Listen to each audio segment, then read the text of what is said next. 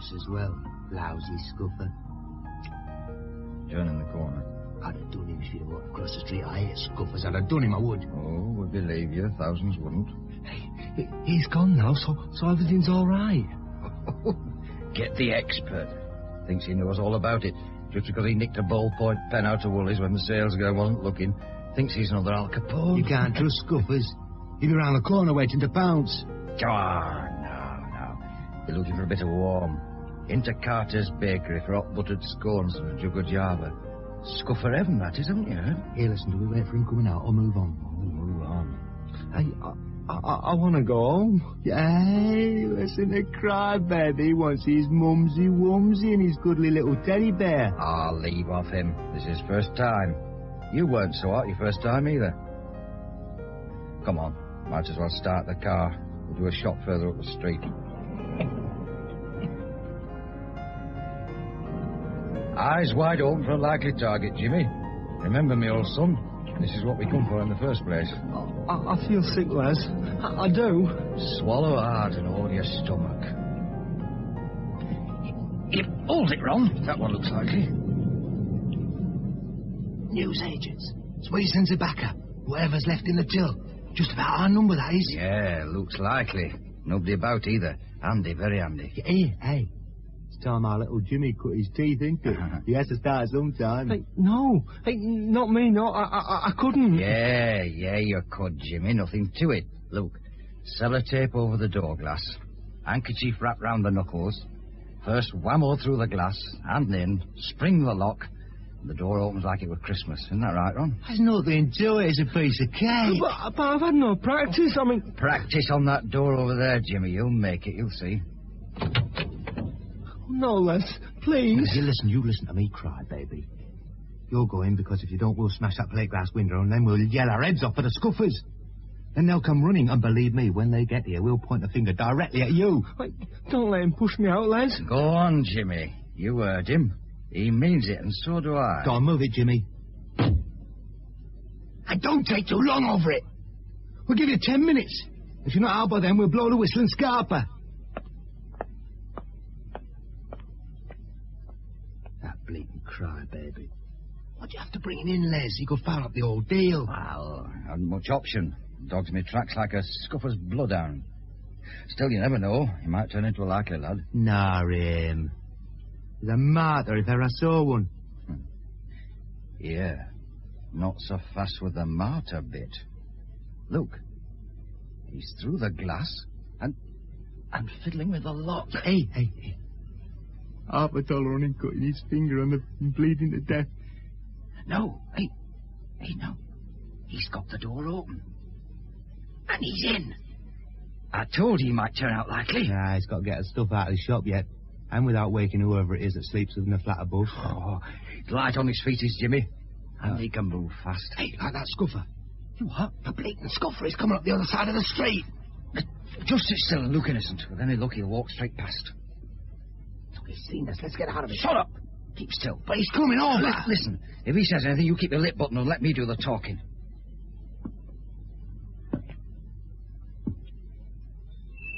Evening, Constable. Lovely night for ducks. Is it? Get that, Ron. Smart is our constable. Answers quick as a flash. Yeah, quick as a flash. I think we can do without the comedy. Now, come on, both of you out the car onto the pavement. I want to have a look at you. Now just hold on a minute, Constable. We're not doing anything unlawful, are we, Ron? No. No, of course not. We wouldn't think of it. How about loitering? We're not loitering, are we, Ron? No. We're waiting for our friend. And where might this alleged friend be? Over there, see? Huh? Where? Get him, Ron! Give it to him! And again, Ron. Make sure of him. He knows our faces. Hold his arms. Got him. All right, Scooper. This is for all my mates. You lot have packed up them bastards. He's out now, Ron. Leave him. Into the car. Let's get out of it. Right.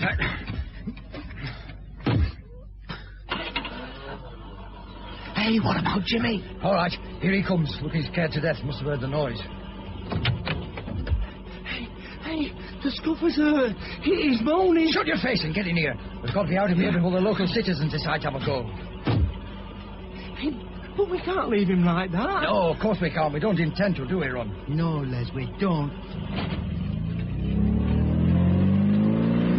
Hey, look out! You're gonna hit him! Yeah. Oh, God! Oh, God, you've done for him now! You really done for him!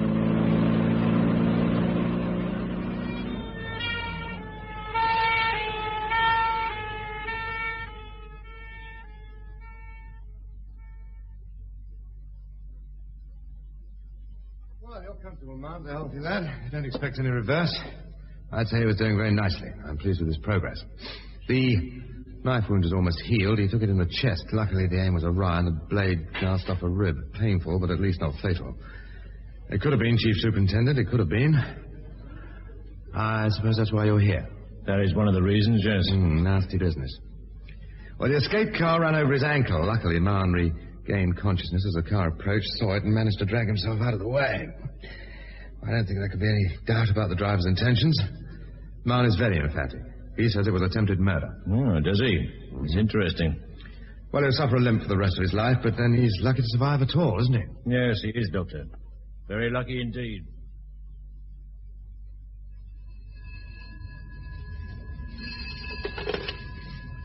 Crime Squad Chief Inspector Brown speaking. Accounts? About my pay, is it? I always said I deserved an increase. Who? How do you spell it? M-A-R-N-E. PC John Mann. Yes, I know the name, but he's not with the Regional Crime Squad. Not in this area, anyway. Morning, Bert. Oh, one moment, Accounts. Chief Superintendent Miller's just come in. I'll ask him. Ask him what? Accounts on the line, sir. They've PC John Mann's pay packet sitting in their office, and they don't know what to do with it. Should I tell them? Humour was never your strong point, Bert. This PC Mann, he's not with us, sir. I'm aware of that. But he will be, Bert. He will be. You can count on it. Hello, Accounts. Sorry to keep you waiting. You can have Mann's pay transferred to this office. Yes. For how long? How would I know? I'm only a chief inspector.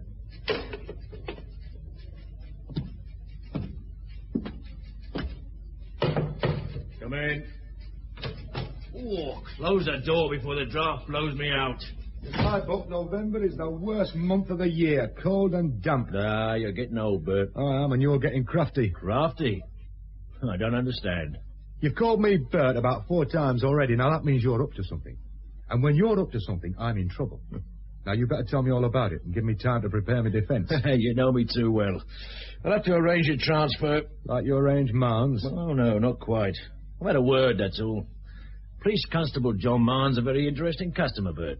He speaks 2 languages, French and Spanish, and he has his O-levels in Latin and modern history. Can he catch villains? The last time he tried, he caught a knife in the chest. Did he now? John Mann? Mm-hmm. Oh, yes, I've placed him now. He had to go at 3 shop breakers the night Jack Asprey was murdered. Yeah, he did. Ended up in hospital for his trouble. Not very impressive. Read the case. Of the file here. When you're finished with it, you can tell me what you think. Right. I mentioned the Asprey murder. Man's coming into the squad wouldn't have anything to do with that case, now would it? Oh, it might. You tell me. Well, it's an unsolved crime. We had 200 detectives working on it without any satisfactory conclusion. We had to pull them out because of other work. And you didn't like to do it. What CID likes an unsolved murder on its books? But the Asprey killing was just one case. Oh, I admit that pulling our lads out after all that hard work is guaranteed to increase our blood pressure. But what else could we do? You know my idea. This business of one man working exclusively on one case... A man with unlimited time, the rest of his career if necessary. Oh, it's crazy. A dream, maybe. But one with a chance. You mean this new man, this man? It rests with him. You see, for the type of work I have in mind, the man has to be exceptional. I couldn't do it. To be frank, Bert, neither could you. No, I wouldn't want to try. Neither does Man, at the moment. But you've had his pay transferred to this office. He leaves hospital today. He's going to the south of France. His mother lives there. Saint-Sever. Man says the local wine's marvellous. Aye, and the sunshine. I can understand the attraction the place has for him. But getting there will take money. And money means pay. You've got it. Well, I'll be missing all that sunshine. He's not going to be pleased, sir. In my day, uniformed constables referred to senior ranks as sir. A common enough courtesy, you might say, PC man.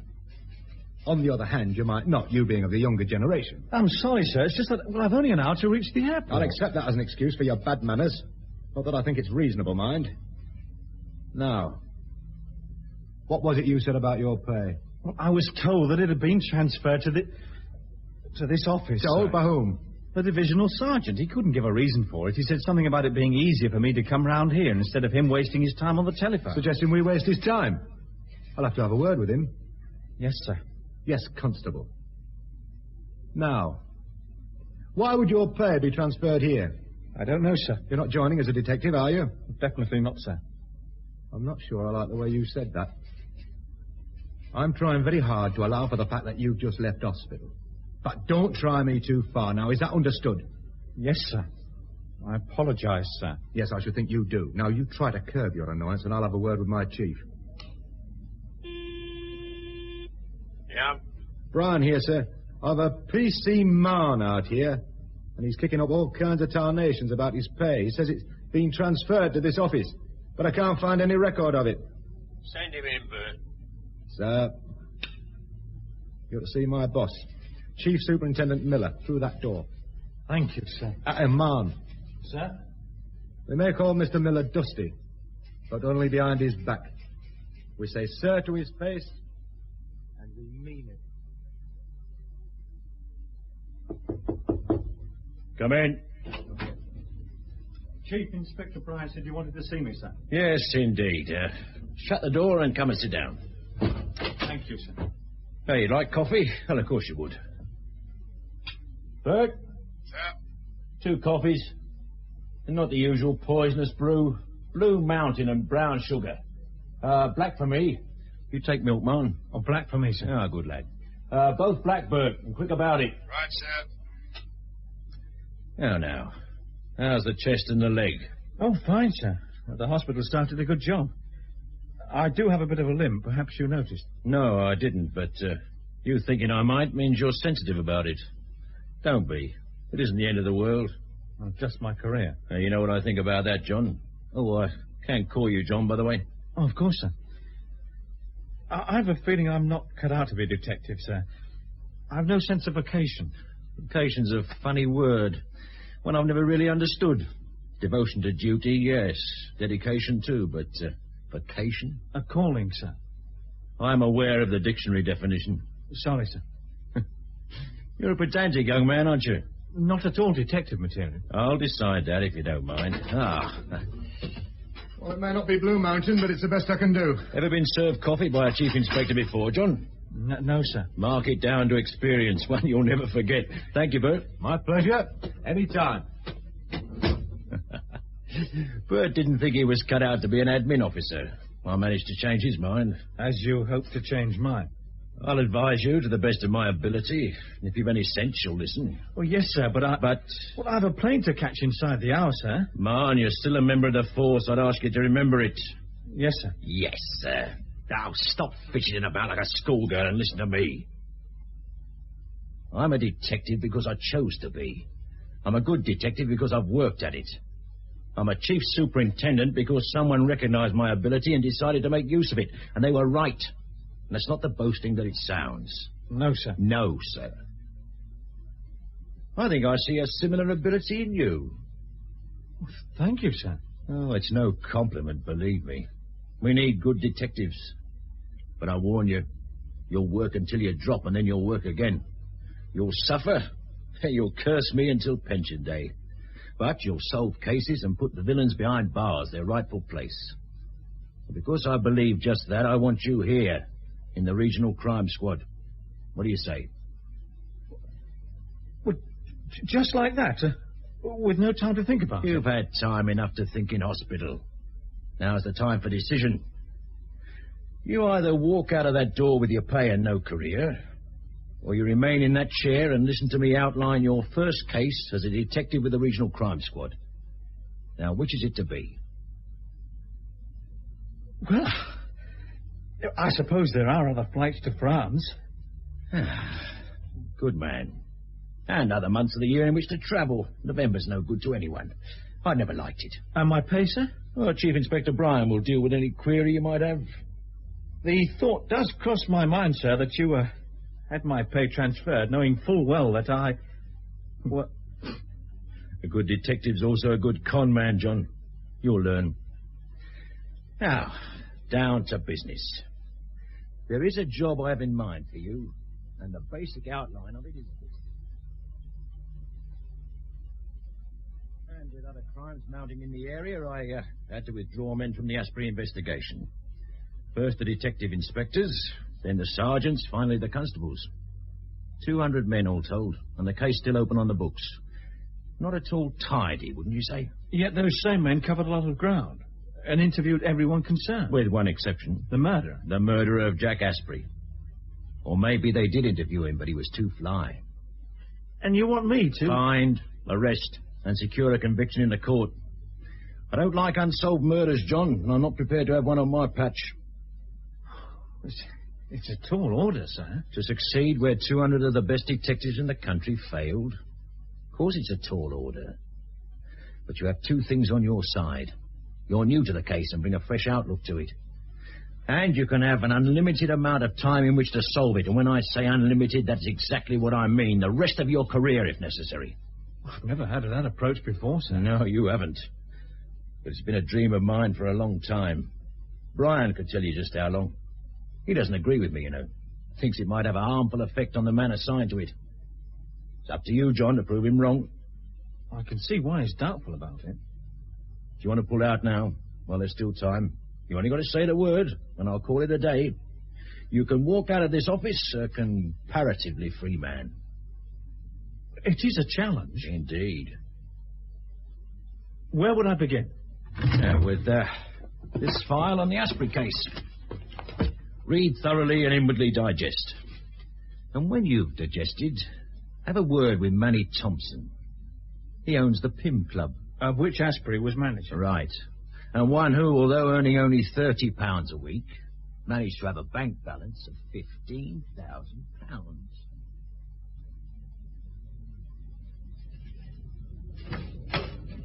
Oh, Detective Constable Mann, don't forget your pay. I was about to, sir. Thanks for reminding me. When I said Detective Constable, I wasn't being premature, was I? It seems not, sir. I'm still trying to catch up with the idea. And the Asprey murder. Oh, you noticed the file? It came as a bit of a shock. One moment thinking of lazy days spent in the sun, the next with a murder dumped in my lap. Oh, now you know why we call Dusty Sir to his face. And why we mean it. Yes, I do, sir. Good. Well, at least you've learned something. I've had young men in here who couldn't learn anything in a month of Sundays. Not that they lasted. Dusty doesn't like dead wood. Or dead club managers. No CID wants an unsolved murder on its books. Oh, no, sir. Oh, I realise that. Oh, man. Here's your pay. Now, my advice is bank everything except what you need for keeping alive. By the time you work through the Asprey file, you should have a healthy sum tucked away in your account. And then what price, Sansevier? Or Bermuda. Oh. Yes, I like a man with ambition and with guts. Hey, come here. Now, I'm going to risk an informant. Have a word with Manny Thompson, the owner of the Pim Club. It's funny, sir, but Superintendent Miller said the same thing. Eh? Oh, did he? Well, that just proves the saying that all great minds think alike. But watch out for Manny Thompson. He's a tough customer. Yes, sir. I will, sir. Thanks for the advice. Not at all. Oh, and man. Sir? Good luck.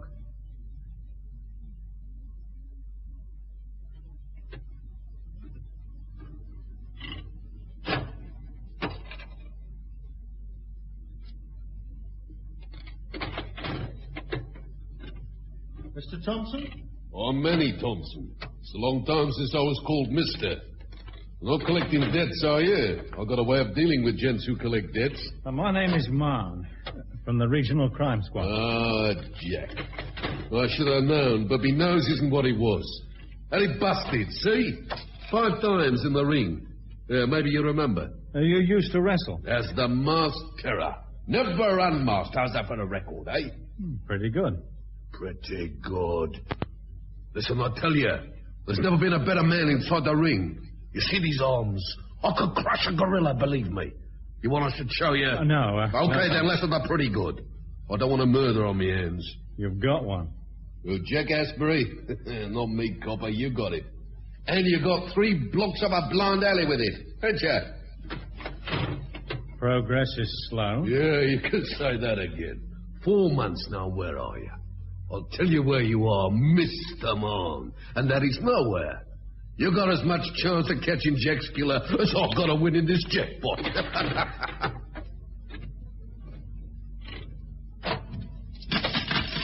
Good. What were you saying about my chances? No matter which ways you look at it, the odds are against the player. All right, so you can laugh, but do I see a killer behind bars? You could help. I've helped already. You're not the first copper to sniff around this club, Mr. Man. There was a whole squad that night, asking questions, taking fingerprints, photographs, upsetting the customers. Anyone particularly upset? I don't rat on me table players. Aren't they me living? What kind of living do you make, Manny? Use your eyes. Do you see a Rolls Royce outside the door? You see me using Chanel No. 5 as shaving lotion. You see me lighting me cigar with fibres.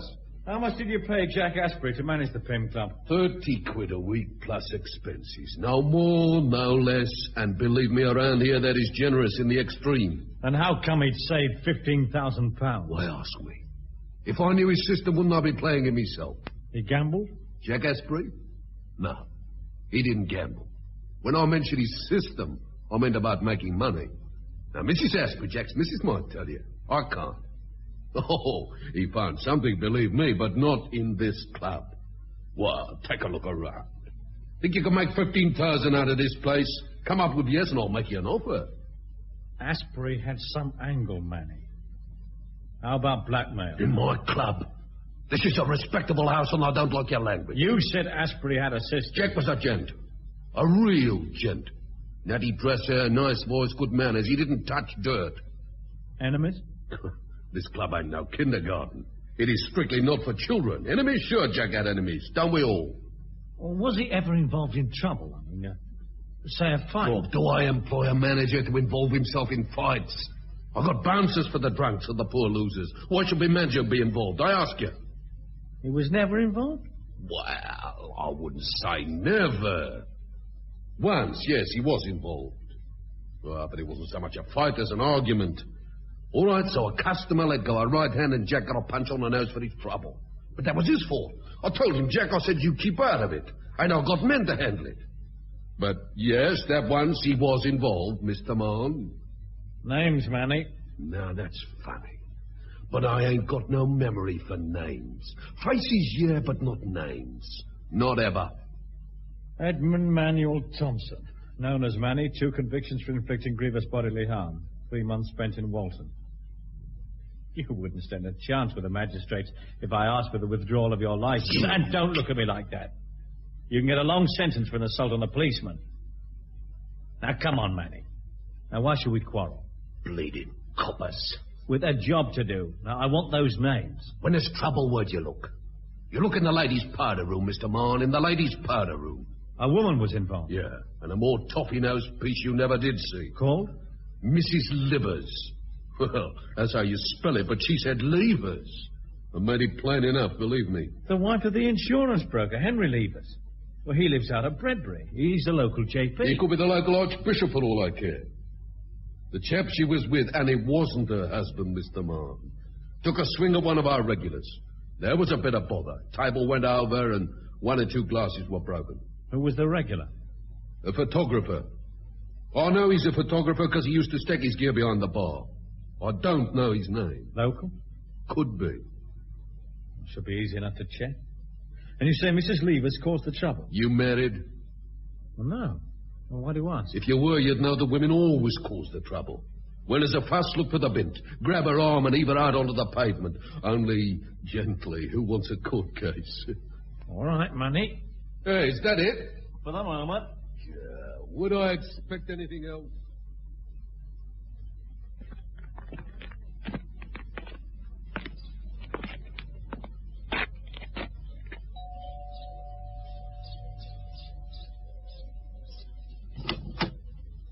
Good afternoon. I don't deal with doorstep traders. Good afternoon. Just a moment. I'm not prepared to argue, young man. Mrs. Henry Levers? Well, that doesn't impress me either. We do have a telephone, and the directory is available to all and sundry.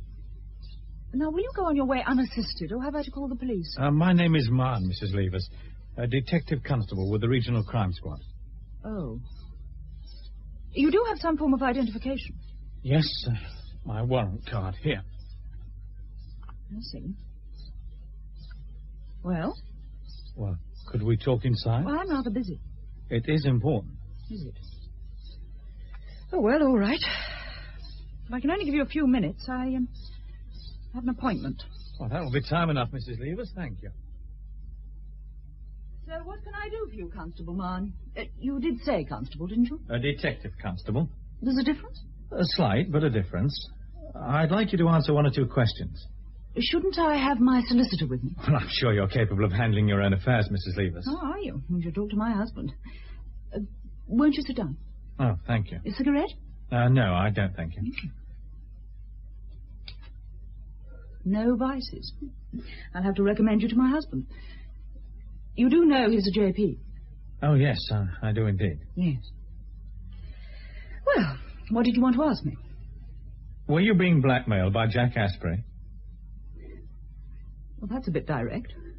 Well, if you say so. Were you being blackmailed? No. Are you sure? Well, blackmail isn't the kind of crime one can be unsure about, is it? No, it isn't, Mrs. Levers. Then why ask such a damn fool question? Oh, look, I'm sorry I snapped at you, but it took me by surprise. Did you intend to? Blackmail is an unpleasant business, Mrs. Levers. I like to see it out in the open, then I can fight it. Well, I appreciate your concern. But why would you think that I might have been blackmailed by this, Asprey? Didn't you know him? Well, I knew of him. I'm investigating his murder. But that was... Well, it was months ago. I thought the case was closed. An unsolved murder is never closed to investigation, Mrs. Levers. I suppose not. But why come to me? Well, Asprey was the manager of the Pim Club. Would you frequent it? I wouldn't say frequent it. Attend it. On occasion. You gambled? In a small way. It seemed harmless enough. Mrs. Levers, I want to be frank with you. We do have a file on Jack Asprey, and we know that you paid regular sums of money into his account. To settle a gambling debt. And yet you say you gambled only in a small way. Well, the debt was accumulated over a period, and it was a cause of some embarrassment to me. I do have a certain social standing, you know what I mean? You didn't want to tell your husband? Oh, it might have been awkward for him. He being a JP? Yes. So you paid off the debt in installments? Yes. I resent having to tell you that I have no personal income of my own, but the fact remains that I have to rely on what my husband gives me. Like so many other housewives. It's an unenviable position. I had to put a certain sum aside each month to cover the debt. As you say, I paid by installments. Why should I allow you to pry into what I consider my private affairs? Mrs. Levers, I could caution you and take you down to headquarters, but I'd rather you told me the truth here in your own home. It would be easier for me and far less embarrassing to you. I'm telling you the truth. I resent you saying that I'm not. I believe Asprey was blackmailing you, that he had some evidence which he could use against you, and that he threatened to take that evidence to your husband. It isn't true. I've seen all the tricks a woman uses, and turning on the tears is just one of them.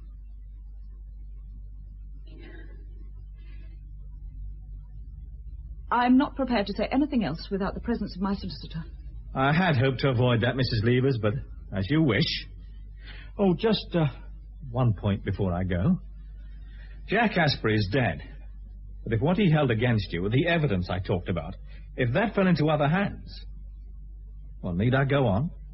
What makes you think that if indeed I was being blackmailed, I didn't destroy the evidence after Asprey's death? I don't think you did, Mrs. Levers. What you think doesn't bother me particularly. No, I'm sure it doesn't. But if you are contacted again, well, please let me know. It is important. Your peace of mind is at stake, you know. I think that's my one. The murder of Jack Asprey is my worry. Well, I'll leave my telephone number, just in case. I'm sure it's in the book. You may get my chief, Charles Miller. He's not as easygoing as I am, Mrs. Levers. Not as easygoing at all. Well, John, do you think she's lying? She's afraid of her husband. It all seems natural enough. From what I've heard of Mr. Henry Levers, JP, he's not the nicest of men. Not nice at all. But then neither's blackmail or murder. I'm sure Mrs. Levers is hiding something. What's your next move? I'm interested in the photographer who was involved with Mrs. Levers and her escort. Compromising situations caught by the camera's eye, and a photographer with a dirt track for a mind. Yeah, something like that. This compromising situation, could it have been rigged? Well, I suppose so, yes. In the Pim Club? Well, it seems a logical place. Well, all my inquiries bring me back to it. Mrs. Levers frequented the place. Manny Thompson owns it, and Jack Asprey was a club manager. And the photographer was a regular? Yeah. But you don't know the name of the photographer? No, sir. I tell you what, you have a word with Ron Kay, do you know him? Well, I know of him. Yeah, he's a crime reporter, one of the best in the business. And he's a good friend of the crime squad, because it pays him to be, you understand. On mutual confidences. Information on a 50-50 basis. Information? A story. Something to keep his wolf of an editor satisfied. You'll find Ron Kay in Yates's main wine lodge, usually. Well, he isn't a lunchtime drinker, but he shows his face in case somebody has something for him. Well, thanks, sir. And, John, after you've seen Ron Kay, why not go and talk to the wife of the murdered man, Mrs. Asprey? Any particular line? Manny Thompson suggested it to you, didn't he? Mrs. Asprey is selling her husband's car. The advertisement was in last night's paper. Have a look at the vehicle. You never know. There might be a lead somewhere. Well, thanks again, sir. Don't thank me, John. We chiefs do have our uses.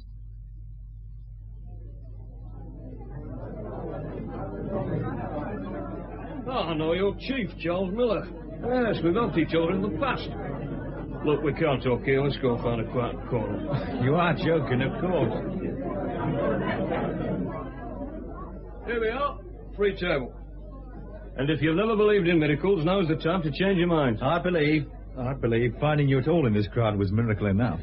Aye. Look at them. The great British press. The upholders of prestige, defenders of the faith, watchdogs of the nation. All boozing hard enough to qualify for coronaries and wondering frantically just who's going to provide their next paragraph. Yeah, it's a depressing business, John Mann. Well, you look well enough on it. Born and bred to it, that's why. Printer's ink instead of blood in my veins. What about you? Are you going to survive? Well, I'm going to try. Well said. I'm sure you are. I know about the stabbing. Part of my job. And the escape car running over your ankle. About the three who attacked you. Did the police ever make an arrest? Oh, yes, they did indeed. Ah. They're awaiting trial. One of them might prove useful to you. When he comes out of prison, that is. Learn to cultivate him. Do what you can for his family when he's inside. Well, it's like tending a plant. With the right sort of care, it should flower. I don't like informers. They're as essential to your profession as they are to mine, John Marr. Don't knock the informer. Yeah, as long as you don't consider me in that category. Oh, dear me. Hurt your feelings, did I? Well, what are we to call it, then? An exchange of information? On a 50-50 basis? Ah, Charles Miller has had a word, I see. All right. But at the moment, it's going to be a bit one way, isn't it? I might have something for you, you have nothing for me, right? As you say, at the moment. Yes. Well, why not? What do you want to know? Well, it's about a photographer. He used to frequent the Pym Club. Photographer? Yeah. Probably Philip Fetters. Mind you, he hasn't been seen for a while. You might have trouble in finding him. Fetters? Thanks. And Miller said you'd help. On that 50-50 basis we talked about. Of course. I've a feeling about you, John Marn. I think you're going to crack the Asprey case. Thanks. And when you do, I want the full story. I've already thought of a title. Lonely Beat. How'd you like it? It's a bit melodramatic, isn't it? Ah, the readers will love it. And rightly. But a word of warning about your chief, Charles Miller. He's clever and cunning, and he can be ruthless. Now, doesn't he need to be? Yes. But like all good generals, he'd sacrifice men to gain an objective. You mean he might sacrifice me? Yes. So be very, very careful. I've an interest in suffering humanity, and I don't want to lose the source of good stories. You've really got me worried. Jack Asprey had a finger in many pies, but one of the juiciest was one-armed bandits. They're big business, John Marn, and coupled with gambling clubs make a mighty big magnet to attract what you might call undesirable aliens to this part of the world. Oh, you mean gangsters? I do. That is melodramatic. No. Stateside gangs are interested in our homegrown clubs. They contact a local man over here, give him sweet talk and a big budget, and turn him loose as a scout. Yeah, but scouts are mobile. I mean, Asprey was rooted in the Pym Club. Now, I'm not saying Asprey was the scout. I don't think he was. But I do believe he was contacted by this travelling man, Rep, call him what you will, and that he agreed to cooperate.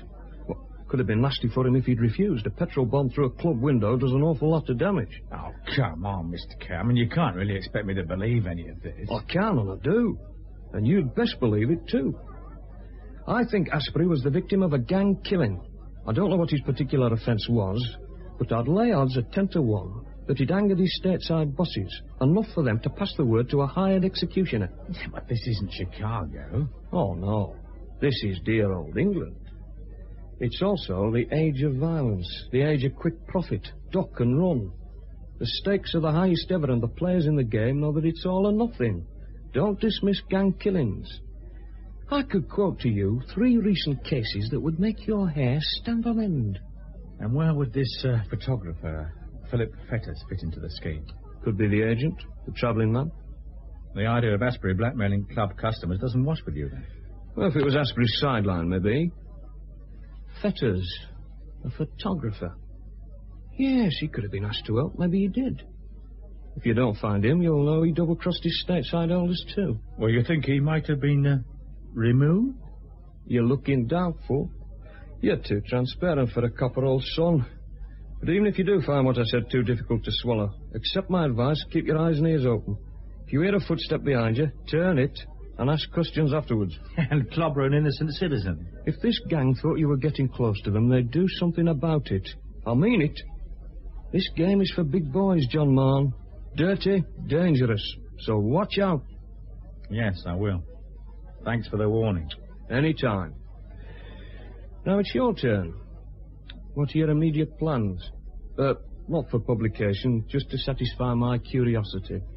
Well, Miller said something about Mrs. Asprey wanting to sell her husband's car. Oh, and you're in the market. Oh, best of British luck to you. Asprey had a Mercedes. The police force must have had a pay rise.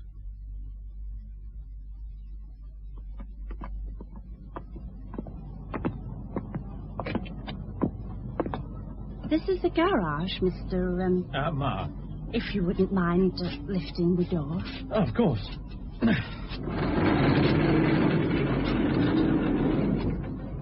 I'm afraid the car's stood since Jack's death. I don't drive, you see.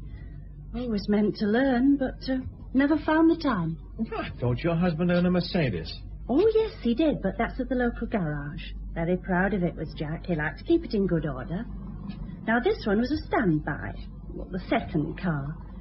Jack liked the idea of a second car. Sort of prestige, if you know what I mean. The Aspreys are a 2-car family. He was that sort of man. Do you mind if I look inside? Take your time. I hope you like it. Oh, I'll be glad to have it off my hands. And it seems such a waste it's standing here when a family could benefit from its use. You'll be a family man, Mr. Mann? No. This road map, Mrs. Asprey, of the Lake District. Your husband's? I suppose so. Was he a fisherman? Oh, not Jack. He wouldn't have known one end of a rod from the other. I see. Do you fish, Mr. Mann? Well, yes, on occasion. Most times in troubled waters, Mrs. Asprey. I'm a policeman, you see. A policeman? Yes, sir. I'm investigating the death of your husband. Then the car... I'm sorry, I'm not in the market, love. Well, don't expect me to tell you anything new. I gave all my ideas to those detectives who came round to see me the day after Jack died. Oh, I told them a thing or two. Well, I was upset, of course. Not only with the news about Jack, I thought it might have something to do with the photographs. The photographs? Jack had a parcel of them, and he left it on the sideboard. I thought it was for me, and I started opening it. And then he came in. He hit me, Mr. Mann.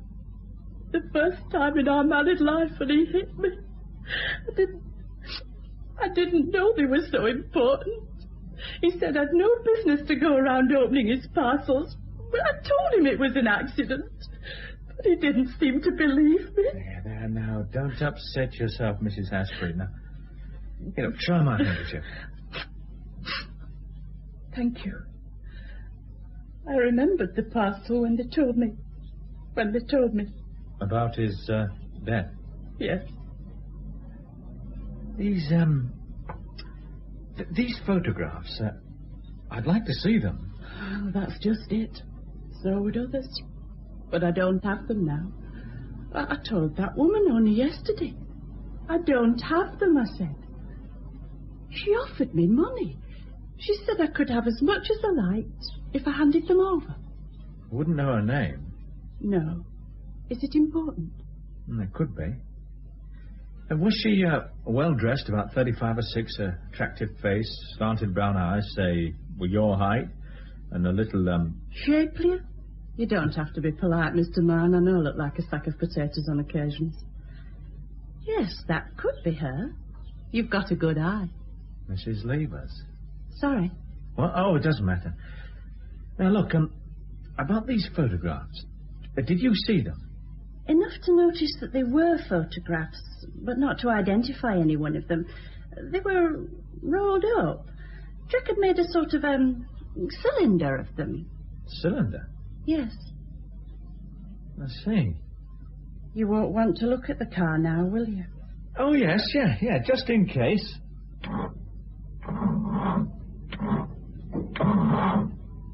Oh, flat battery. Oh, is that bad? Oh, nothing a charge couldn't cure. Hey, look, hang on. I'll back up my own car. I have some long leads I can run from my battery to the starter on yours.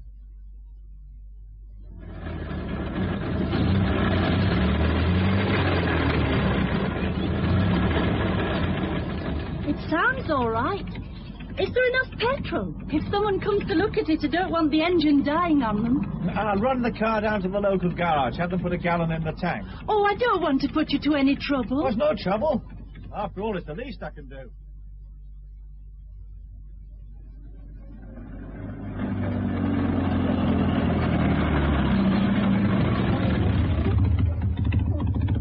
Yes, sir. What can I do you for? 1 gallon of 3-star, please. 1 gallon? I'm doing someone a favour. Not me, sir. Not with only 1 gallon. Still better than nothing. Yeah, Jack Asprey's old heap, isn't it? Well, how do you know I haven't bought this car? Nah, not you. You look as though you have more sense. Thanks. Anyone buys this buys a load of trouble. Jack used to bring it down here for servicing, and I'd tell him to get rid. Bought himself a Merc in the end, but he kept tight hold of this monster. I worked only about 6 months back. Had a go at the engine. Needed a miracle to put it right. What did Asprey want doing to the engine? Tuning? You're joking, I hope. That engine could be tuned with a 16-pound hammer. Now, as a car, that heap qualifies for the old age pension. Should be retired, put out to grass. Yeah, one thing about the last job I did for Jack. He wouldn't let me do it down here where I've ready access to all the necessary tools. No, he wanted the job doing in his own garage. Well, I didn't like it. But he paid promptly, and that's rare enough, believe me. He always paid cash? Oh, yeah, always. And on the nail. So why wouldn't I do a good customer a favour? Mind you, as a job of work, it was far from being satisfactory. He wouldn't let me finish the reassembly of the engine. Oh? Why not? Said he wanted to have a go himself. But it was all left thumbs. As a mechanic, he'd have made a good painter. But he passed over a quid or two. I wished him luck and opted it. How far had you progressed with the engine? Not far. I tightened down the cylinder head, but the manifold and water pipes were off. Look, I'm no mechanic. Would you like to show me? Yeah, why not? Yeah, we'll just have the bonnet up. Yeah, so, you see, this is the manifold, and that was off, and these pipes... Aye. What is it? Someone's been mucking about inside here, mate. Here, I don't leave nuts undone. Look at this. So someone's been working on it? Yeah, mauling it more like. They hammed it twit. Asprey? No, even he had more sense. Look, could you swear to it that this cylinder head had been removed after you'd worked on it? Yeah, of course I could. Yeah, but why should I? I'm a policeman. I'm from the Regional Crime Squad. I'm investigating the murder of Jack Asprey. Now, the removal of this cylinder head could have some bearing on the case. Could it? Well, if you say so. A copper, eh? You're a crafty one. That's what they all say. Yeah, I bet. Now, I like Jack Asprey. I really did. Look, if I can help... Good. Look, may I use your telephone? If you put a tanner in the box, of course you can. Your blackmail theory looks more credible by the minute, John. Forensics stripped the car. Here's the report. They say that a container of some sort had been inserted into one of the cylinders of the engine. That container could have held photographs. Or anything else. Oh, we'll stick with the photographs idea. Mrs. Asprey did mention them after all, and you say Mrs. Levers chased after them. Yeah, after I put the idea in her mind. Well, you had to do something. At least you've made progress. Anything else of interest in the car, sir? Fishing rods in the boot. Was Asprey a fisherman? Well, his wife says not. But there was a road map of the Lake District. Yes, there was. He might have used the fishing tackle as cover. Well, cover for what, sir? Well, that's for you to find out. You were intending a recuperative holiday, weren't you? Recuperative holiday? That's as good as excuse as any. Take a long, hard look at this map. Now, what do you see? Well, it's the road map taken from Asprey's car. Or one like it. The same map. Go over it, tell me about it.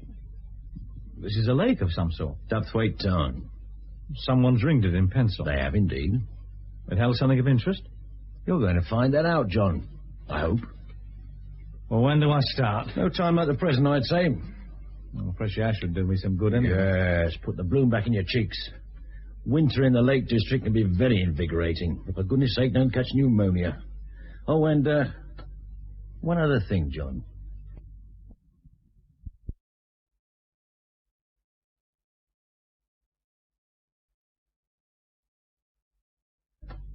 One other thing, John. We tried to trace a photographer, Philip Fetters. We found her address. The boys paid it a visit without success, I'm afraid. No one's been there in a long while. Huge pile of mail on the map. Well, he could have skipped it, or else he's... Yeah? Well, I don't know. Something the reporter on case said. Well, he had the idea that if Fetters had gone missing... Well, it could be because he'd tried to double-cross... Well, a person... or an organisation. So Kay said that much, did he? Well, he had a theory about Asprey's murder. Let me guess. A gang killing. Yes, sir. Well, he could be right, of course. We know the temptation our gambling clubs offer to unscrupulous men who want to buy in or to offer protection of a sort. Just in case the theory holds water, John, take care. I will, sir. I'm known for it. Oh, Kay did say something else. No, about what? About you, sir. I hope it was complimentary. It all depends on how you look at it. He said you were a good general. A good general. Now, I wonder what he meant by that.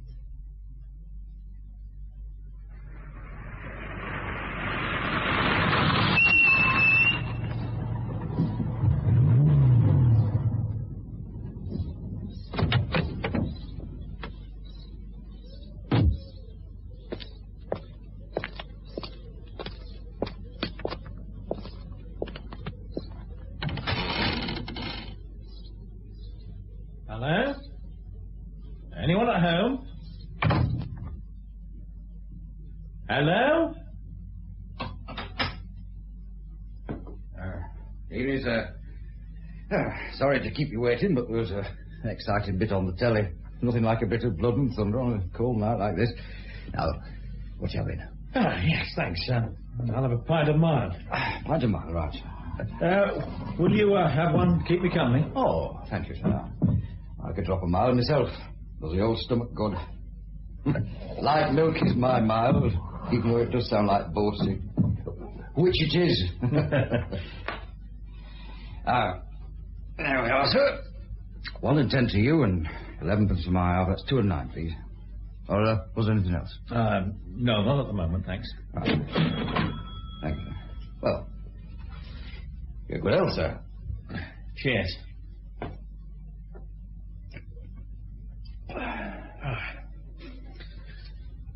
Beautiful.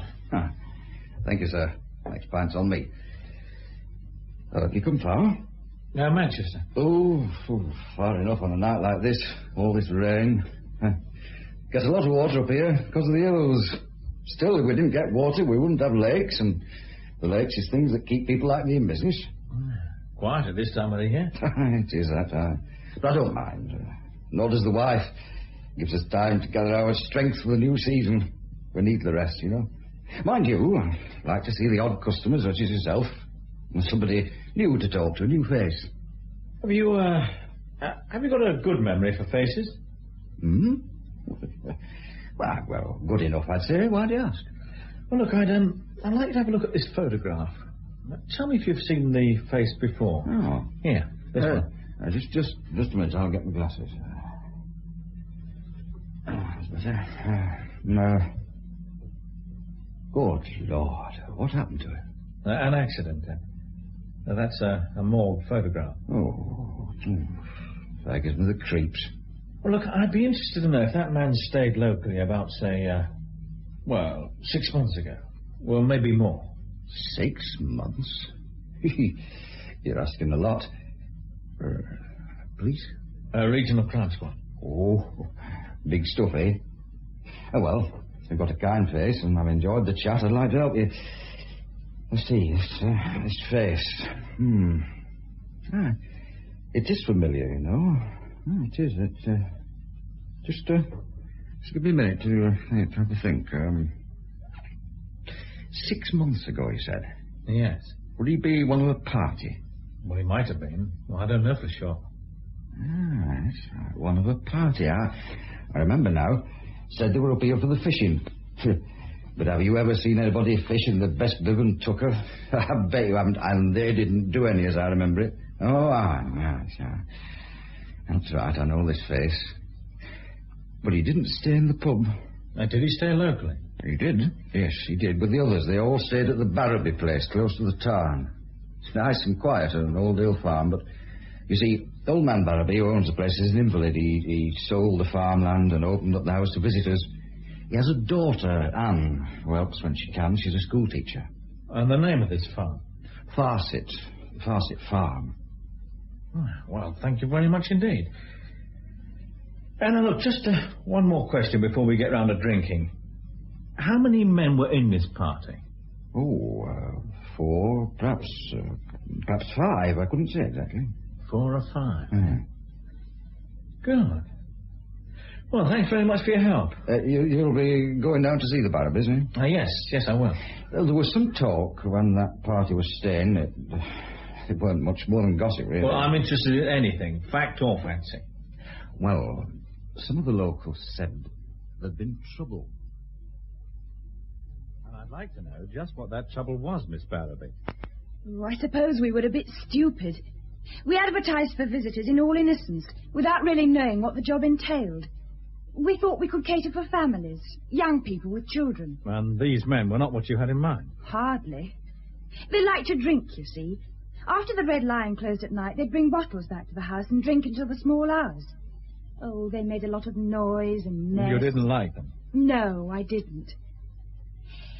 There was something strange about them. Strange? Yes, something sinister. Oh, I know it sounds silly, but Well, I'm used to dealing with children, Mr. Mann. And these men were... Well, they frightened me. How? It was just their manner. Children can be frightening on occasion, but at the back of your mind you always know that you can deal with them. It was different with that group of men. There was an underlying violence.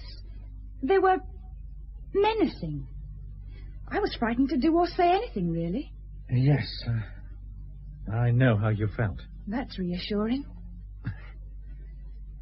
Yes, well, now, why do you think they came here? This out-of-the-way place, do you mean? Yes. They wanted to meet somewhere without being interrupted. A sort of business conference. Although I hate to think what sort of business. You didn't hear any of it, I suppose. Oh, impossible not to in a place as small as this one. I heard enough not to like it. They talked very loudly. Presumably you didn't object. Just the once. I asked them to make less noise. It didn't make any difference to their behaviour. I was very relieved to see them go. If they were a fair sample of visitors, we'd rather do without, thank you very much. Well, I wouldn't call them average holiday makers. No. They did say they were here for the fishing, but only one of them put a line into water, without much success, I might add. Now, which one would that be? The photographer, I think. Photographer? Fetters? Yes, that's it, Fetters. Philip Fetters. Oh. So he was one of them, was he? Yes. The others didn't seem to like him very much, and he didn't stay as long as them. Didn't he? Now, that is interesting. Is it? Why? Well, Miss Barnaby, we've been trying to trace him, so far without success. Oh, I see. Well, still, that isn't my worry. Well, not at the moment, anyway. Now, what I'd like from you are the names and addresses of the men who stayed here. I'll get the register. I have to keep some record for tax people. Here it is. Now, yes, here they are. They booked for a week, but only stayed 4 days. Except for Fetters, he was here for only 2 days. Now, the names, their addresses, and whatever description you can give me of them, Miss Barnaby. You'd better call me Anne. Oh. Well, I'm John. Honest John? Not according to my chief. You've an honest face, not like this lot. Now, we're going back some time, but I'll do my best to help. They all seem to defer to a man called Roland Jones. He was in his 60s, I should think. A self-made businessman type with a paunch and a bald head. Very assured, very smooth, and very sinister. And his address? Let me see. The Cottage, Hall Lane, Bredbury. Bredbury? That is a coincidence. In what way? Oh, it's just that Mrs. Levers lives in Bredbury. Oh, sorry, please go on. Frank Rainton of Parlingway Flats, Bredbury again. And his description? Oh, dark, 40-ish. And he had a small scar on his cheek. Oh, good. That scar should help with identification. You think he's a criminal? Well, I think they're all criminals, Anne. But what their crime is something I've got to find out. Now, look, you've mentioned 3 of the men, including Fetters. Now, who was the 4th? Oh, this one's easy, because he was an American. Robert Ilham. Oh, late 30s and putting on weight. The kind of weight Americans do seem to put on, you know. Yes, I do. Now, did he give any address? Not really, no. He said he stayed in a London hotel. Well, with all this information, we should be able to accomplish something. Up to now, we haven't known who they were. And now they're people. And people can be dealt with. Oh, I'm not too sure I like the tough police aura you're putting out. Are you clairvoyant, too? Too? Well, as well as being the most attractive girl I've seen in years. Oh. Robert Arlington, alias Frederick Hanson, alias Henry Law, alias Robert Elam. You think of a name and the FBI will hang on to this character, John. Very efficient bunch they are, too. Went so far as to produce a photograph. Yeah, take a look at it. Yeah, he could pass as good-looking. Could he? I think you need an eyesight test. Anything on the others? Nothing of any importance. But after we've visited a couple of addresses, we might have something. We? The danger of my job is that of any other desk driver. I intend to avoid it. Oh, by going into the field? I don't know about the field. I'm heading for Bredbury. Parlingway Flats? You've got it. Frank Rainton. Coming?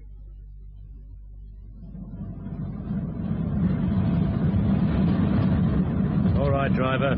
Pull in before the junction. We'll walk the rest of the way. Right, John. Out we get.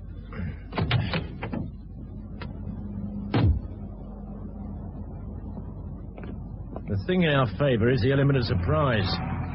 I'm looking forward to seeing Rainton's face when we burst through the door. Burst through, sir? No, knock twice and ask for Lulu. Shoulder to the door and straight in. Your shoulder, of course, it being younger than mine.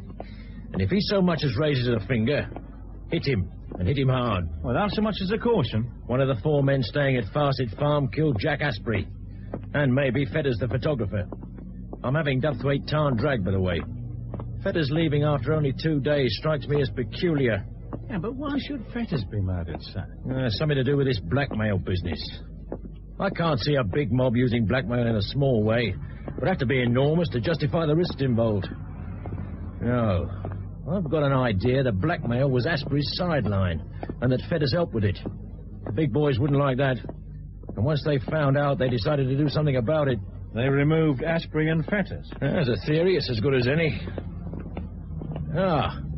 Parlingway Flats.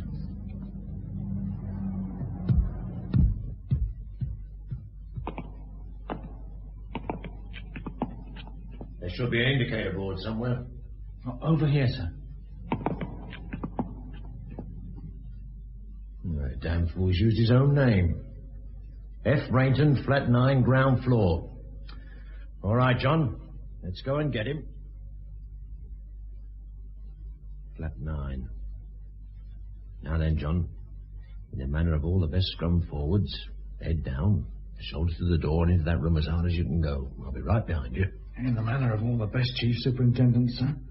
You haven't earned sergeant stripes yet, and remarks like that ensure you never will. I'll never forget your kindness, sir.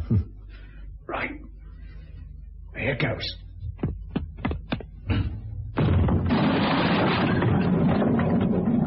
Come on, sir. I'm with you. Hey! And what the hell do you think you're doing? Frank Rainton. Look, I'm Rainton, but I don't give you any right to come My in. name is Miller, Chief Superintendent, Regional Crime Squad. I've reason to believe that you can assist us with our inquiry. Look out, sir! What's his gun? I haven't done nothing. I can't help you. Why the hell can't you leave a man alone? Well, we will, if you prove your innocence. Let me see that gun, John. It's a 38, sir. I wonder if he's got a license. Oh, no, look here. Now, look, we can charge you with being in possession of a firearm without a license, Rainton. Look, I've got the gun as a protection against burglars and against Burks like you who break down my front door. This 38's the only gun you have. Well, of course, it's the only one. Not a walking arsenal. I think you might have a 9mm Luger. A Luger? Look, what would I want with a cannon like that? To remove people like Jack Asprey, the former manager of the Pim Club. Oh, no, look here, copper. I mean, that killing had nothing to do with me. Prove it. Well, how can I? I mean, it's so far back in time. Look, I can't remember what I was doing. What if I told you we'd found that Luger among your belongings? Hey? Oh, no, it's a plant. Look, I don't have no Luger. I didn't kill Asprey. But you might know who killed him, Rainton. And if you know, we're going to find out.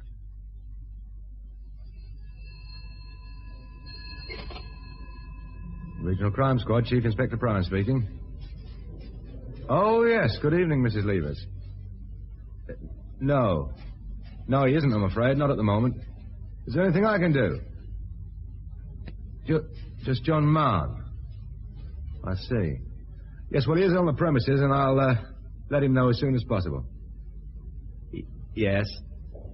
Yes, I'll tell him. Yes, indeed. Right. Yes, goodbye. Has Marn finished with Rainton? Yeah, no, not yet, sir. He's a good lad, Bert. He's smart. I thought I'd let him have a go at that villain in there. Might teach him 1 or 2 tricks, wouldn't you say? Well, I think he's learned 1 or 2 already, sir. Just I had Mrs. Levers on the telephone. No? She asked for our John Marn. Didn't tell me a thing. Just John Marn, she said. Just him. He's a popular lad. People stick knives into him, run over his ankles with large saloon cars, try to shoot him with 38 revolvers, and want to cough to him, as Frank Rainton's doing right now, we hope. I wish I had half Marn's personality. Might get the respect I deserve. What category does Mrs. Levers come into? Dealing death or bearing soul? I told you, sir, she wouldn't say a dicky bird to me. Did she sound upset? Well, it's hard to tell. She could have been, but, well, not enough to talk to the first policeman she can contact. Only our John Marn. Only to him, sir. She was very emphatic about it. The copper everyone's emphatic about. Am I supposed to understand that, sir? Well, it's just our chief showing signs of jealousy, John. Mrs. Levers telephoned asking for you. She was emphatic in asking for you. Oh, was she? Anything in particular? There's two ways of finding out. Telephone or visit. But for God's sake, John, remember she's the wife of a local JP. I don't want a jealous husband hanging around outside my office. Oh, there's nothing like that between Mrs. Levers and me, sir. Yeah, John, your chief was pulling your leg. Oh. Oh, is he? Of course I am. Now, do you mind telling me what Rayton coughed in my office? Here, you haven't left him alone in there, have you? Oh, no, sir, no. One of the uniform branches with him. Oh, thank goodness for that. I had a terrifying picture of what a man like Rayton could do to my files.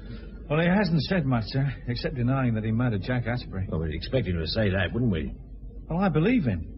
Oh, do you? Why? In the first place, well, he isn't the type to commit murder. Not even in anger? Well, no, sir, he hasn't got the guts, if that's what it takes to be a killer. And? Well, he has an alibi. Now he tells us. Well, he has, sir, and it holds water. I've checked. Well, what do you think of that, Bert? I'd say we were up some kind of pole. And 10 to 1 it's greased. Not quite, sir. Why not? Well, I did manage to persuade him to cop Robert Ilham's address. Ah, now that's definitely something along the right lines. The Home Office will be pleased. They want our American friend deported. Oh, I've been on to the Metropolitan Police, sir. They're arranging everything. Nice work, John. Don't you think so, Bert? Oh, yes, sir, all this emphasis. He has a very definite personality. Do we give our new detective a bit of news? Well, I'd make him guess at it, sir, just as a check on his ability. Right. John, the Lakeland police dragged Duthwaite Tarn. They came across some obstruction they couldn't move, so they put a frogman into the water. You tell me what he found.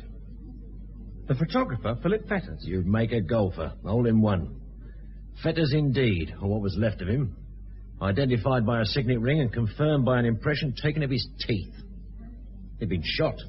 With a 9mm Luger? Yes. And we assume it's the same gun used on Asprey. Impossible to determine the exact time of death, but I'd lay better than evens it was shortly after he stormed away from Farset Farm. After the argument with Jones? Yeah. Well, I'm having a watch kept on Mr. Roland Jones. Nothing much we can do about him at the moment, but sometime soon I want you to call on him. To put in the frighteners. The frighteners? We've nothing on him, have we? So what we want to do is to start him running. And then trip him up. You ever seen what happens to a running man when he's tripped up, John? Oh, yes, sir. He falls flat on his face. Exactly. Now you better get off and see Mrs. Levers. She might have something for you. Oh, right. Yes, sir. And, John, make sure that what she's got is police business. Oh, yes, sir, I will. As ever.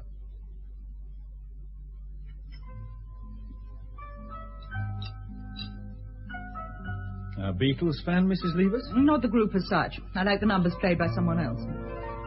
Tea or coffee? I've prepared both. Oh, for me? Oh, I'm surprised. I thought we were, well, to put it mildly, not the best of friends. I wouldn't say we were the best of friends, even now, Constable. And I did ask, tea or coffee? Oh, coffee, thank you. You remember the last time we met? Oh, very well. We talked about blackmail, of which you denied all knowledge. Yes. You don't smoke, do you? No, thank you. Perhaps I've been foolish. A lot of people are, Mrs. Levers. Well, that doesn't make it any easier for me to admit it. Well, a few things in this world are easy. Oh, I've forgotten your interest in suffering humanity. Just lately developed, I assure you. Tell me about it sometime. Well, I'd be much more interested in what you have to tell me, Mrs. Levers. I said I'd been foolish, which I have. You were being blackmailed? Yes. By Asprey? Yes.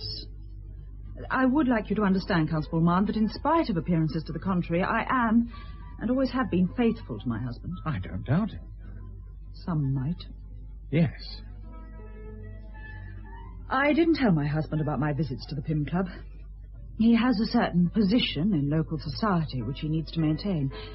Unfortunately, because of the foolishness, which I admit, I jeopardized that position. By gambling? Gambling. And a minor indiscretion. Care to tell me about it? As this appears to be a confession, I suppose I'd better. I did not go to the Pym Club unescorted. I see. Do you? It isn't easy for a woman like me, Constable Marne, with a husband seldom here in the house. And when he is, always being tied up with business. And on those occasions when we did go out together, we always had to maintain appearances. Oh, I hate that word. The name of your escort? Do you need to know it? Well, it isn't important. There was nothing between us. What was the minor indiscretion? I allowed my escort to buy me dinner on one occasion. In the Pimp Club? Yes, the club. But my escort had been drinking, and we made a clumsy, fumbling attempt to kiss me. Ah, and someone just happened to appear with a camera. No, that's just it.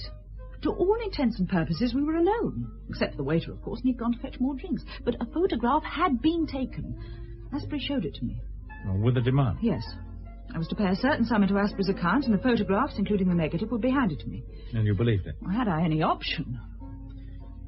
Well, I have to say yes, so you did have an option. Well, it's never an easy decision to make, but a visit to the police could have squashed the blackmail attempt before it ever got a chance of getting off the ground.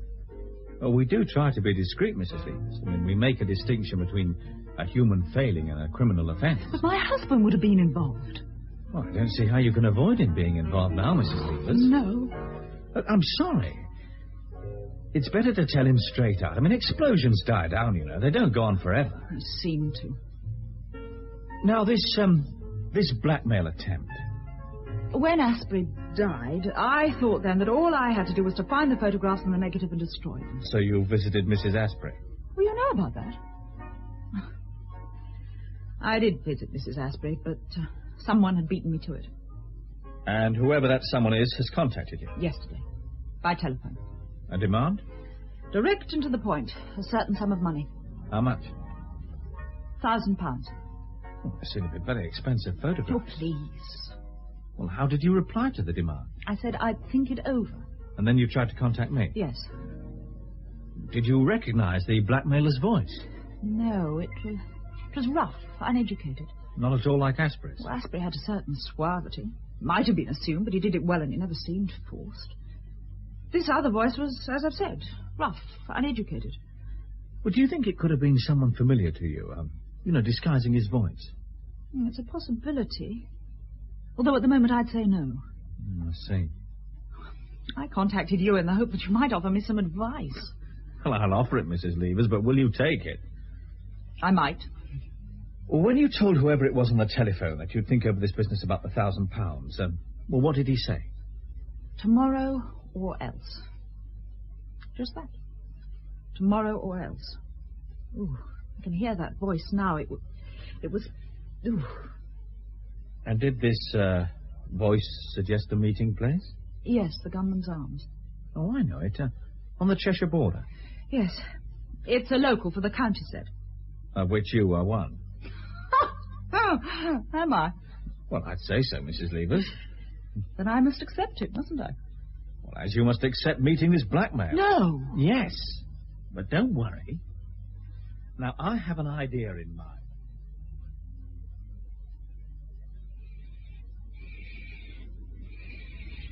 I've never liked owls. One of them put the fear of God into me when I was a young copper. I was passing a cemetery at the time. I heard something. It sounded like heavy breathing. I was keen, eager for a bit of action. I thought maybe a vagrant kipping out, so I crept into this cemetery. A creepy place full of twisted yew trees. You ever noticed a yew tree at night, John? The shadows they cast? They look like men. Giants. Anyway, there's me in the cemetery and beginning to wonder why I bothered anyway.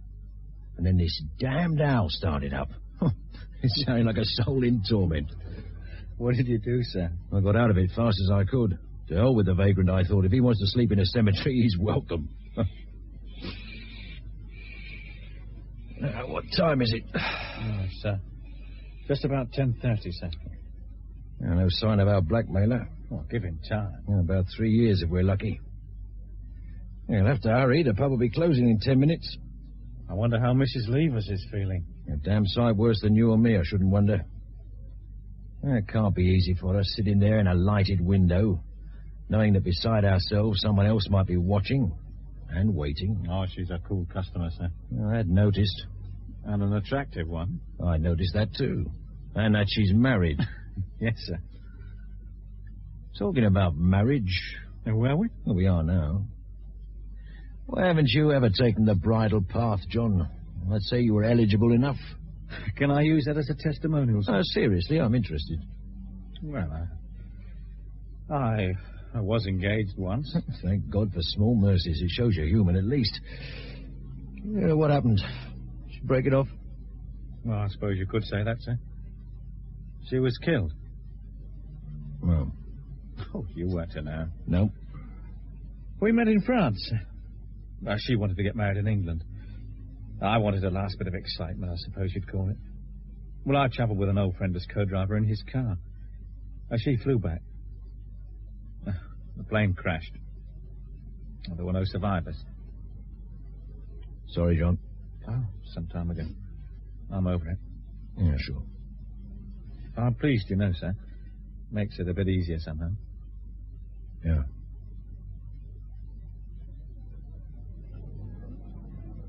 Yeah, they're turning out of the gunmen's. A bit sharp off the mark, aren't they? Well, with two of my detectives posing as waiters, if you were that publican, would you want to risk your license? There's Mrs. Levers. Where? Oh, yes. Damn the woman. She's coming straight towards us. No, she's veering off. Hey, someone's called to her. From that Jaguar in the corner. I'll get out. We want that man, John. Now, don't worry, sir. I'll get him.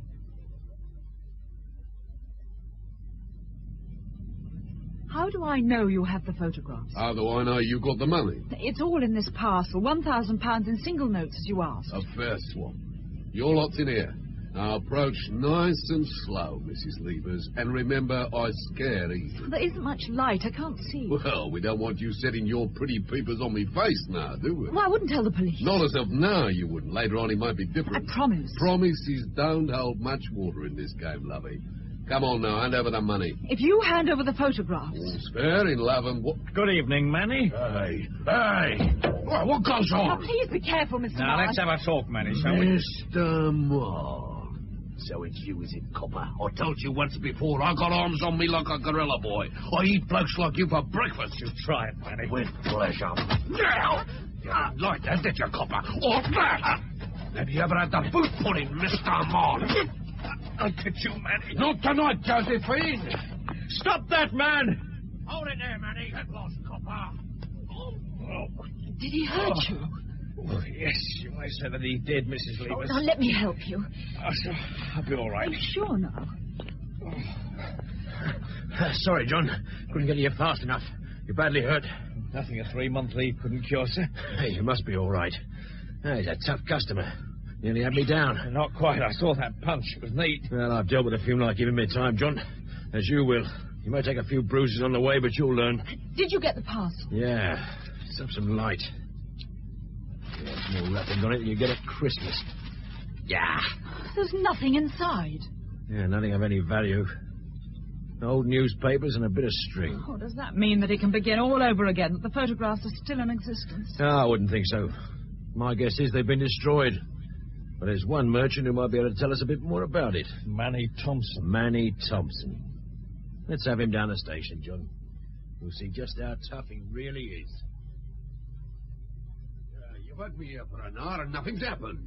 How much longer do I have to wait? Until Mr. Miller has time to deal with you, Manny. I need me beauty sleep. You'll get it in time. It's all very well you talking. Your chief assaulted me. I could have him for that. You've a nerve. What you did to me out in that car. Well, I didn't know who you were, did I? You came creeping up like the cat that crept into the crypt. You could have been a villain. I only protected myself. You called me by my name. Never.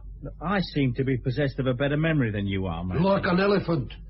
What was that? Look, I could have your chief, you know. Oh, yeah, I know me rights. He assaulted me. I could have him for that. If I was a vindictive man, which I am not. Well, he is. Hey? He doesn't like villains who assault policemen. And he doesn't like blackmailers. No, he doesn't like them at all. Well, Edmund Manuel Thompson. A nastier piece of work I've yet to meet. Yeah, that's flaming slander, that is. I've got witnesses. Your constable, Marn, over there, writing it all down. He hasn't written a word, have you, John? Oh, no, sir. It's a conspiracy. It's a frame you're applying. Pressure. Pressure? Oh, no, Manny, not yet. We haven't even started. You got it in for me. Yeah, you might say that. I do say it, because I had to go up Marn. You want me down here to put a boot in? They're your tactics, Manny, not ours. We apply pressures of a different sort. Yeah, that's a threat. I don't like threats. I don't like blackmailers. Well, a man's got to live. Not by your methods. I want to solicit Yes, in good time. One or two questions I want you to answer. Stick 'em. And answer them you will. Put 'em where the monkey sticks his nuts. Manny, I don't mind if we have to sit here all night until you make up your mind to answer my questions. I've the patience of Job, haven't I, John? Oh, yes, sir. Yeah, the patience of Job. So you think about it, Manny. You take your time. I don't need time to think. I'll thought. I'll answer nothing. I think you will. Never. There's the murder of Jack Asprey still open on our books. Oh, I didn't do no murder, and you know it. Asprey died with a bank balance of £15,000. 15,000. You knew about that money. I'll bet you didn't like it. A club manager with more loot stashed away than a club owner. I'd say you were jealous of Jack Asprey, wouldn't you, John? Jealous enough to kill, I'd say, sir. No. We say yes. No, it was not that. Then you tell us how it was, Manny. No. Yes. We know you for a violent man. If you had a problem, you'd seek a violent solution. Like murder. I can't tell you, I didn't do no murder. Prove it. Why, so far back, I can't remember. Ah, try. Manny, now look, you listen to me. We've had the Pym Club searched by experts. They found the two-way mirror, the one used to obtain the photographs of Mrs. Levers. And we know you made an attempt at blackmail. We can prove it. You assaulted 2 policemen in your attempt to escape. We can have you put away for a long, long time. But a possibility exists. There's just a possibility, mind. If you help us with our inquiries into the Asprey killing, well, we might go easy with the blackmail and assault charges. We might. Yeah, likely, isn't it? Sir? As Marn said, we might, or we might not. Blackmail and assault, 6 years, sir? Oh, at the very least, I think. 6 years? 6 years, possibly more. You can't have me sent away for 6 years. Can't we? Well, you'd help? We might. Depending on what you give us. Yo. All right, what do you want to know? Any luck? He's got the lot, sir. Names, addresses, the lot. As soon as I saw him, I knew he'd crack. Have a look about them. Yeah, especially Manny. Too many years in the ring. Yeah, I think so, sir. Hey, who killed Asprey? A specialist, hired by an organisation. And Manny knew him by nickname, Toady. He comes from Newcastle. And for the benefit of his experience, he gets £3,000 a job. And Fetters, a photographer? Toady again. This organisation? American-owned. Exactly as Ron Kay said. Robert Ilham was their link man. Now, he made the contacts in the gambling clubs and with the owners of the one-armed bandits. It's a mighty big cake, sir. The organisation acquired portions of it. Barks of terrorism? Well, in some cases. Often they use money. They bought in. Where did Asprey fit in? Well, he and Fetters were local members of the organisation. Members who got too big for their boots? Well, in a way. They didn't like the size of their cut, so they decided to boost their earnings with a sideline. Blackmail? Yeah. Well, the organisation found out, realised that if we investigated the blackmail, we might uncover their activities and destroy their business. So they brought in the killer Toady. A violent solution. Well, he removed the cause of the trouble. And destroyed the photograph of Mrs. Levers. Oh, yes, sir, yes. All the evidence of blackmail was removed. And, why did Asprey, Fetters and Co. visit the Lake District? Well, it was a meeting called by the organisation. The one subject on the agenda was the blackmailing business. Was it a trial? Well, of sorts. Oh. Hey, Fetters appears to have made a run for it. Why didn't Asprey? Well, I think he pointed the finger at Fetters as the man responsible. Once Fetters was out of the way, Asprey thought he was in the clear. Oh, but the organisation knew better. Yeah, they did indeed. Asprey's fate had already been decided. Judgment was passed and the sentence was eventually carried out. They took their time. Well, why should they hurry? When they waited to see if Fetters would be missed. They're a cool bunch. Well, they're professionals and businessmen. They protect their interests. There has to be a local big chief. Oh, yes, sir. Yes, there is. Roland Jones? Yes, Mr. Roland Jones. I'm going to get him now, sir.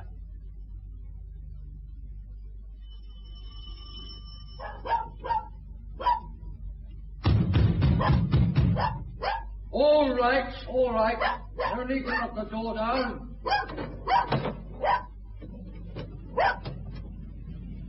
Mr. Roland Jones? Just who the hell do you think you are, waking up the whole house? It's 1 o'clock in the morning. Are you mad? Mr. Jones? Yes, I'm Jones. Oh, for God's sake, shut up, you bloody fool! Oh, I said I'm Jones. Who are you? Detective Constable Mann, from the Regional Crime Squad. Does that give you an automatic right to come knocking on my door in the middle of the night? Well... We have reason to believe you can help with our inquiries, sir. We have reason? What do you mean by we? There's only you, isn't there? I'd like you to accompany me to the station. Ring me in the morning and arrange an appointment. I'll fit you in when I can. I'm a busy man. Look, do you mind taking your foot out of my door? I'll wait while you dress. Now, you listen to I me. think you'd better do the listening, Mr. Jones. I could arrest you. Try it. For the obstruction of a police officer in the execution of his duty. But we don't want that kind of fuss now, do we? Oh, you cheeky... Will you come quietly? I'll fix you, son. One of these days, I'll fix you. I'm sure you'll try, sir. Now, are you going to dress? Or do I take you down to the station in your pajamas? Come in. You wanted to see me, sir? Oh, yes, I did, John. Pull up a chair. Thank you, sir. Oh, I expect you're wondering what this is all about. Yes, sir. Well, I've a letter of commendation from the Chief Constable of the county. Oh, congratulations, sir. It's not for me. Oh. Relax, John. This isn't an execution. No, sir. A cup of coffee help? Thanks, no. I've already had one with Chief Inspector Bryan. Oh, I see. It wasn't Blue Mountain. Instant. Yes, sir. Then the Lord help your stomach. I don't know where my admin officer acquires his jars of instant coffee, but I do have my suspicions. A local tip, sir? Yeah, I always did say you'd make a detective. My vocation. Don't bring that word into a reasonable conversation. Well, you've done a good job of work, John, and I add my congratulations to those of the Chief Constable. You proved my theory about the one man concentrating on the one job, and anyone who proves a theory of mine has my undying gratitude. Thank you, sir. You're one of the new breed of policemen, do you know that? One of those Ron Kay calls the men of the lonely beat. Well, he has a flair for the melodramatic. Yes, but it sells newspapers. Is that all that counts, sir? Yeah, of course not. It's a system, John. It exists. We go along with it, but we're subversives at heart. As we are with police practice. We want results, John. We want them quickly. Tomorrow's too late. You know, the day will come when we can order all the old-fashioned systems, blow them sky-high. I'm building the bomb, you provide the fuse. That makes us anarchists. No. It makes us efficient hunters. And in our job, efficiency is the main requirement. Yes, sir. Yeah. John, I want to ask you a question. Yes? Well, now this case is over, how do you feel? Well, a certain professional pride. Well, apart from that, a feeling of anticlimax. I feel flat. Yeah. Can you explain that? Well, I could try. All right, we know who killed Ashbury. We'll catch him, have him convicted, and have him sentenced. But I'm enough of a realist to know that once in prison, some will arrange for pressures to be applied.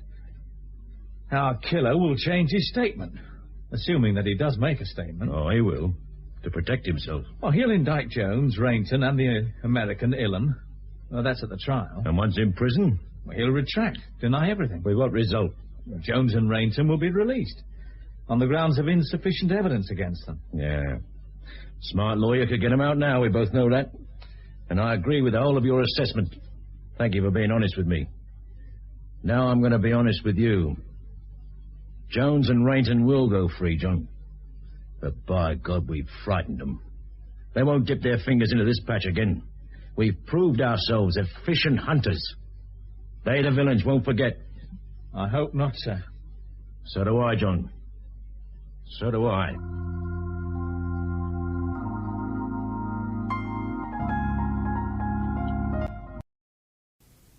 Ah, Paris. Paris.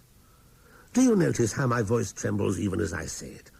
For Paris in 1891 was the setting for my most audacious adventure in my secret career as an amateur detective. It was the year I, the Prince of Wales, saved the Sûreté from obloquy. Picture me at breakfast in my suite at the Hotel Bristol in the Rue de Faubourg Saint-Honoré, where I had arrived the previous evening with Jack, my faithful Irish terrier, and 30-odd servants. Sarah Bernhardt, to whom I was devoted, had just been announced. For some unfathomable reason, She had never entirely capitulated to my charms. But being French, she didn't mind everyone believing that she had. But I still adored her and looked forward to the future with confidence.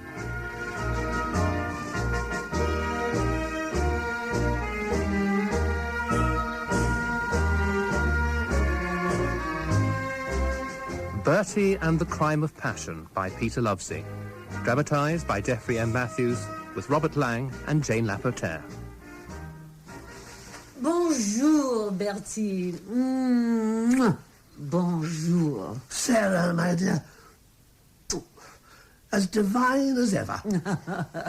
And you are as flattering as ever. It's kind of you to call. You know I'm not too comfortable in your house. In Paris, it is no scandal. It is nothing. I know that, Sarah. But I have another reason. The last time a monkey sat beside me on the sofa. I remember. Do you still have the little creature? Darwin, yes. He's very friendly. I'd much rather be friends with you. Is the lion cub still in residence? Sadly, no. Stupid people complained about his smell when he got large. It was hardly noticeable. I donated him to the Jardin des Plantes, but I still have the cheetah and the parrots. Naturally. So, what's the gossip? About you or me? About everyone. Except you and me. Is there anything I should be told about the Azincourts? Then you have not heard. What? About the man shot at the Moulin Rouge last week. A man shot? Good heavens. Not Jules d'Azincourt? No, not Jules. Thank God for that. Jules was to call on me today. Then he cancelled. His message said something about a family crisis. Oh, a family crisis. Do you remember Rosine? The child? A child no longer, Bertie. Little Rosine was the victim? She used to sit on my knee, play with my watch chain. Stop leaping to conclusions, Bertie. I'm trying to tell you that Rosine blossomed into the most beautiful woman in Paris and recently became engaged. It was her fiancé who was killed. The newspapers are full of it. Was it an accident? No, Bertie. It was cold-blooded murder. And the assassin? Have they arrested him? The Sûreté? Then I must find out whether I can be of assistance. Bertie, it may not be exactly as I described. You know what the newspapers are like. You don't have to tell me about newspapers, my dear. Everyone likes to dramatize a little. Speaking of which, what are you playing at the moment? Nothing. But a week from today, I embark with the Bernhardt troupe on my world tour. Excellent. In that case, my dear, you may join me for that week in unraveling this mystery together. And how exactly do you propose to unravel this mystery? My dear, I am not without experience as a detective. I shall visit the Azincourts and offer my services. A surprise visit? Exactly. Royalty on the doorstep. Is that fair, Bertie? Well, I shan't expect a fanfare, if that's what you mean. They're old friends. I've known Jules for 20 years. Oh, damn it, Sarah. He's not far short of royalty himself. We did have a revolution, Bertie. In 1789, since when France has crowned 2 emperors and 3 kings. Now, do I call a cab? A cab? Well, I'm sure you don't approve of carriages in your republic. Ah, Bertie, mon ami. Jules. And, of course, you know Sarah Bernhardt. Oh, I am doubly honored. Enchanté. Forgive us for descending on you like this, Jules. I did receive your message, but I could not allow that to stop me seeing my old friend. Ah, quelle tragédie. I never dreamed such a calamity could devastate my family. But it is so uplifting to see you, Bertie. We have a saying, a trouble shared is a trouble halved. It may help you to speak about the matter. Perhaps. But Rosine, my only daughter, you remember her? The last time I saw Rosine was at Biarritz. She was about 13. Oh, she is 21 now. Exquisitely beautiful. And I am not expressing a father's biased opinion. But if you saw her now, So racked with grief, I fear for her sanity. Just 2 weeks ago, Rosine became engaged to a young man called Maurice Letizier. I know the parents well, Bertie. They are the sort of people one hopes one's daughter will live among. The details of the marriage contract were settled in the most civilized way, and then we took the engaged couple to dinner at Magny's and ended the evening at the Moulin Rouge. Saucy. Well, it was Rosine's idea. According to our daughter, everyone is going to the Moulin Rouge these days. Respectable people. Yes, I've been there. And I was none too enthusiastic about visiting a dance hall in Montmartre. But when Maurice endorsed the idea, you can hardly stand in the way of a young couple celebrating their engagement. So, off we went. The 4 of you? No, 5. Tristan was with us. Tristan? My son, Rosine's younger brother. He is in his first year at the Sorbonne. Naturally, the Moulin Rouge had his vote, too. Oh, naturally. It was reassuring to find we weren't the only party wearing silk hats. But some of the women we passed were blatantly cocottes. And good luck to them, huh? Well, certainly. Anyway, we ordered drinks and danced until midnight. Then the cabaret was announced. Suddenly we were surrounded in the thick of a crowd with only a partial view over the shoulders of the people in front. Everyone was excited, for this was one of the nights when La Goulue performed. That creature. Her performance, if you can call it that, is outrageous. Verging on the obscene. Makes her one of the main attractions of Paris. Eh, Sarah? Oh, she and her partner Valentin are extraordinary, especially when they do the chahut. Chahut? Surely that means uproar. Yes, but it is also a dance made notorious by La Goulue. One must be extremely athletic to perform it. The dancers combine high kicks with the splits while balanced on one leg. Incredible. Yes. But on the night of the tragedy, it was also chahut in the literal sense. Just as the dance reached its climax, there were 2 deafening explosions. People started screaming. It was then I noticed Maurice, still on his feet, the pressure of the crowd keeping him upright. But he was mortally wounded. Shot in the back. Twice. An appalling crime. Is no one apprehended? There must have been 100 witnesses. The Sûreté are investigating. But they say, paradoxically, that so many witnesses are an impediment. It becomes difficult to find an assassin in a crowd. Did Maurice have enemies? Not that I or my family has heard about. Then, could it have been a case of mistaken identity? They simply don't know. Not even Goron. Who? The chief of the Sûreté. He is working on the case. Is he any good? Marie-François Goron is a legend in Paris. He arrested Almayer, the king of the rogues, and Prancini, the triple murderer. Maybe, Sarah. But he has failed, so far, to find Maurice Letizier's killer. Jules, old friend, I myself am not inexperienced as a criminal investigator. An amateur, yes, without the vast resources of the Sûreté.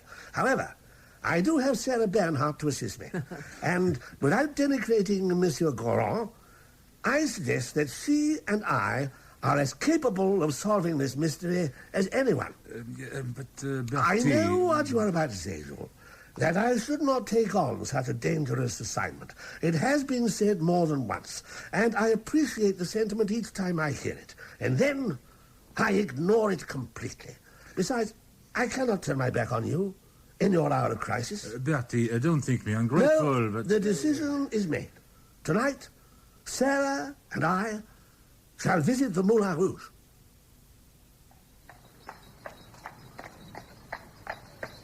Jules obviously adores his daughter, but I wonder if that makes him too close to see. I don't follow. Sometimes a doting father cannot accept that his daughter is human, a woman with a woman's desires. Rosine was engaged to Maurice, but... Are you suggesting she had a second man in her life? It is a possibility. Crime passionnel, eh? The girl has just become engaged and poof, her fiancé is shot down in front of her. It shrieks of jealousy to me. So, we look for a rejected lover? Rather melodramatic, isn't it? You have a better proposal? I usually do, my dear. But as we are nearing the Moulin Rouge, it will have to wait until later.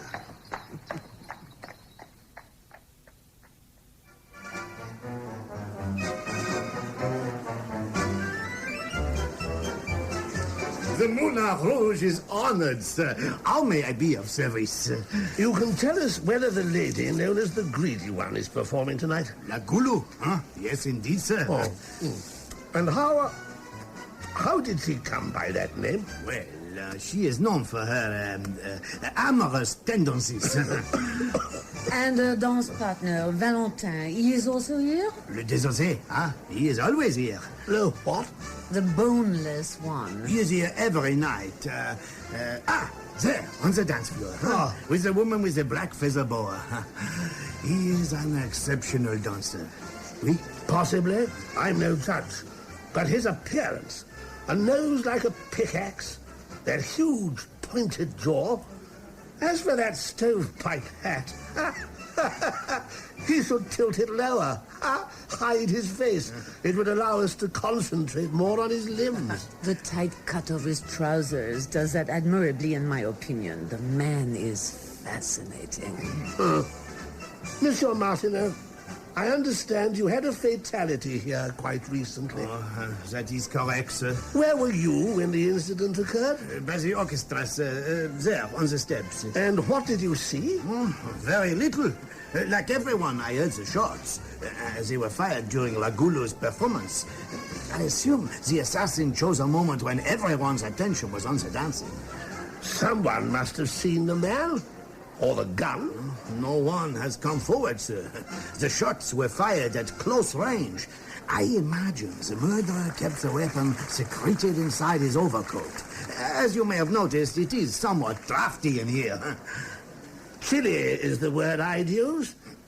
So you're telling me that if some idiot fires a gun in here, you don't look to see who he is? Oh, with the utmost respect, sir. When La Goulou performs, people jostle for position to get a view.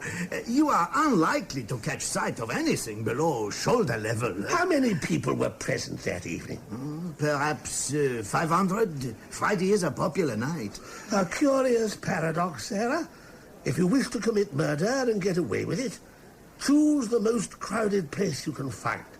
How soon did the police arrive? We had just moved the unfortunate young man to a dressing room. They arrived soon after. By which time some people had left the hall. Practically everyone. It was not possible to detain them.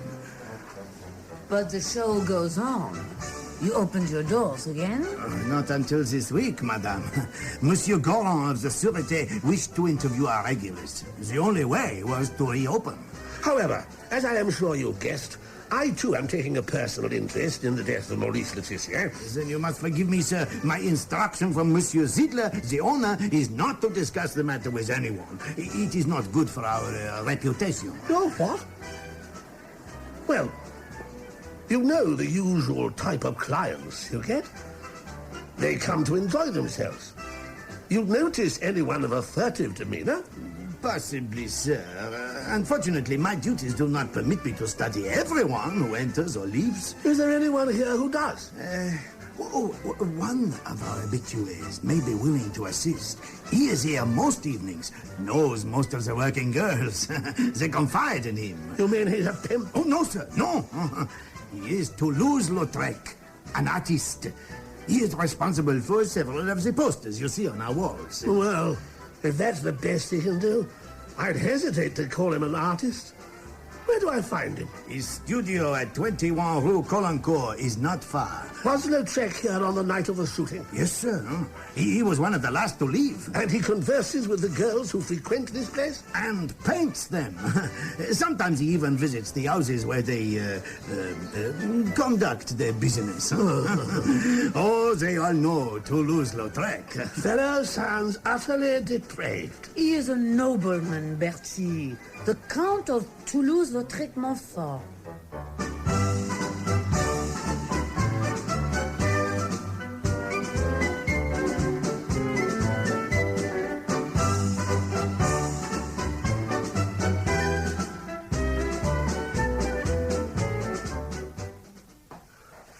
Now, before I make another gaffe, Is there anything else about him I should know? Such as? Well, have you met him? No, but I have seen a photograph. That's not the same thing at all. It helps. I suppose even an artist will be on his feet by midday. My child, would you kindly ask your father... Sir, I must apologize. Yes. And we have clearly called at an inopportune time. Please excuse my nightshirt. If you are who I think you are, I would have wished to receive you in better circumstances. Your Royal Highness, Madame Bernhardt. No doubt you would prefer us to call again. On the contrary, sir, I can always make myself more presentable, so please, enter.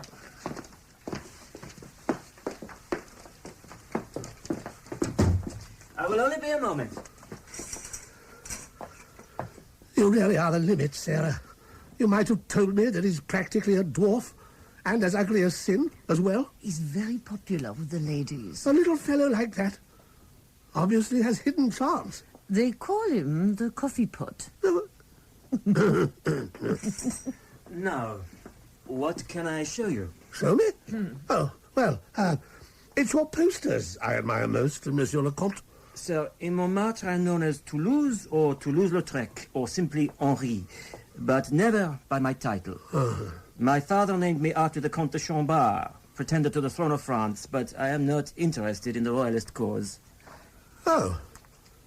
Then you wouldn't know the Comte d'Azincourt? We have not been formally introduced, but I know the gentleman. I sketched him at the Moulin Rouge only last week. Marvelous. Was that the night a man was murdered? Yes. While you were sketching dancers? The dancers, the orchestra, anything that caught my interest. Then it is possible that you sketched the murderer. If I did, there's no way of telling. I saw no one pointing a gun. May we look at your sketches? I'm sorry, madame, no. But we are extremely interested. That is evident. And if I offered to buy them? I would still be unable to agree. And what if His Royal Highness demands to see them? Oh, don't you see? A murderer is at large, and your pig-headed attitude could lead to a second killing. I have never heard anything so ridiculous. Sarah, I believe we should be frank with Monsieur le Comte. Sir, I am a long-standing friend of the Azincourts. They have become involved in a murder which I doubt the Sûreté will be able to solve. And you can do better than the Sûreté? I have had some modest successes as a detective. Monsieur Goron of the Sûreté admits to being baffled. I am not. And with Madame Bernhardt's help, I am pursuing the murderer. A dangerous pastime, sir. Kindly hold that pose, madame. Excellent.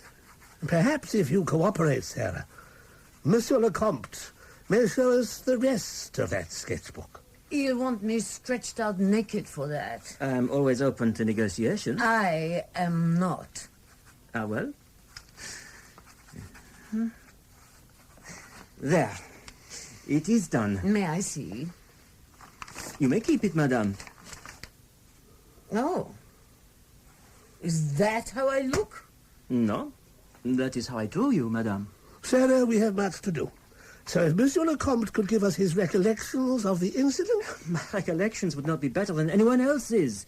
I was at my regular table on the dance floor. The cabaret was announced, crowds gathered, among them the Agincourt party.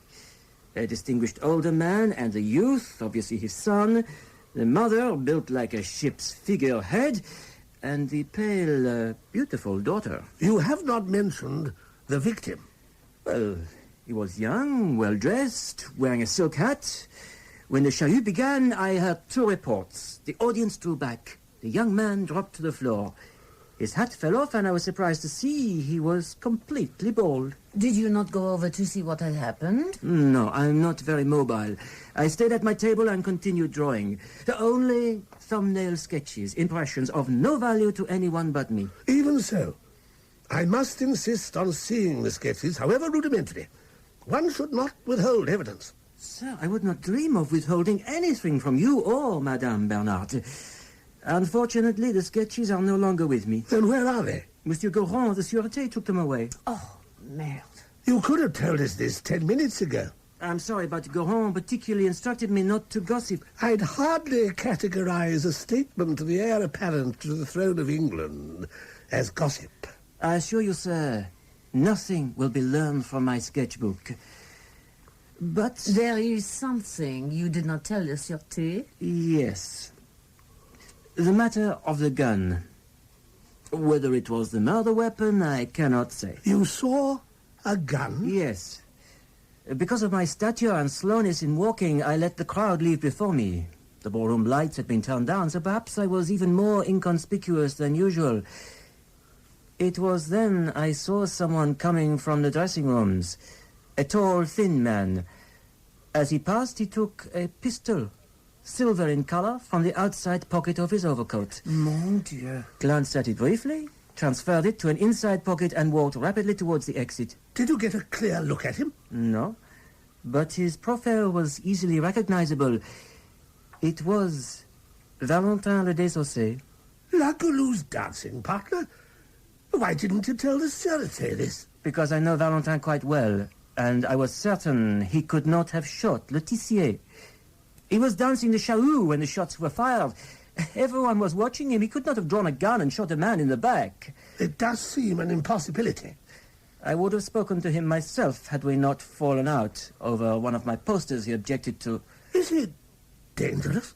It requires more courage than I possess to visit him in the knowledge that he carries a gun. Where can Valentin be found? He owns a wine shop in Rue Coquillère, near Les Halles.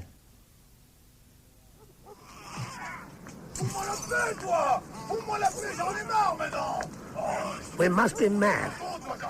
Coming to this vile place, looking for a man with a gun. Even a blasted cabbie wouldn't wait. I'm not surprised Valentin spends his nights at the Moulin Rouge. Shall we go in?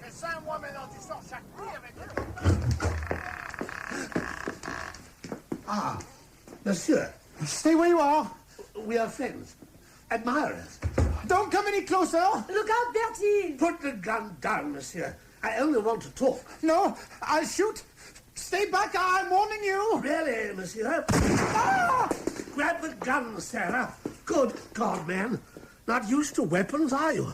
If you're not intending to shoot, keep the safety cap on. You have some explaining to do, monsieur. Madame, if you point that thing at me, I shan't be able to speak a word. Not a word. Very well, then. There. Now, tell us how you acquired this weapon. It was at the Moulin Rouge, was it not? Yes. On the night Le Tissier was killed? Yes. I saw the young man killed, or rather, I heard the shots. As I was dancing with La Goulue, I was very shocked. Sir, Paris is a dangerous city. I live in constant fear of being murdered. That is why I kept the gun. You're running ahead of your story, monsieur. Oh, forgive me, sir. Well, after the shooting, the poor man was carried to my dressing room. The Agincourt family, a doctor, and 2 policemen went with him. Though my overcoat was in there, I had no wish to intrude. So I waited in the empty ballroom. Not entirely empty, monsieur. You overlooked Toulouse-Lautrec. Doesn't everybody? Continue. Eventually, I got tired of waiting. I went in and collected my overcoat. It was only as I was leaving that I put my hand in the pocket and found the gun. Why didn't you show it to the police immediately? Oh, you do not know our police. They would make me the prime suspect. Anyone from Les Halles is automatically labeled a criminal. But you were dancing when the shots were fired, watched by hundreds of witnesses. That is true, madame. But if the police find a man with a gun at the scene of a murder, they are not interested in witnesses. They expect a confession, and they usually get it. If you were so fearful of the police, why didn't you dispose of the gun? They could call at any time, find it in your possession. Sir, I have already told you, Les Halles is a jungle. There are savage gangs roaming the streets. I have a conspicuous appearance. To these brutes, it is an incitement to violence. I have been set upon and assaulted 3 times. My shop has been robbed time and again. I am in constant fear of my life. Is it so surprising that when a gun is placed in my pocket, I decide to keep it? I suppose not. But we still have a problem. This gun. Why did the murderer...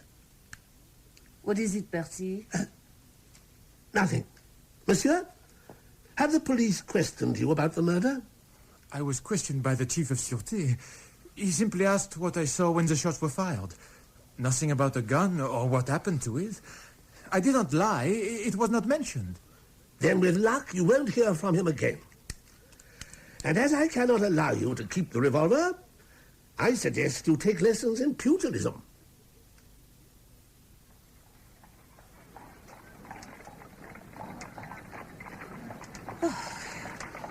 So what are you going to do with the gun?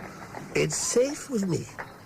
But it is vital evidence. We should hand it to the police.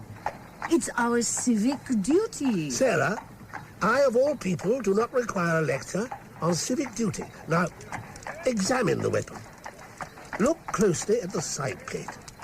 It may help you to understand why we are not, at this minute, speaking with the chef de la sûreté. Well, what do you see?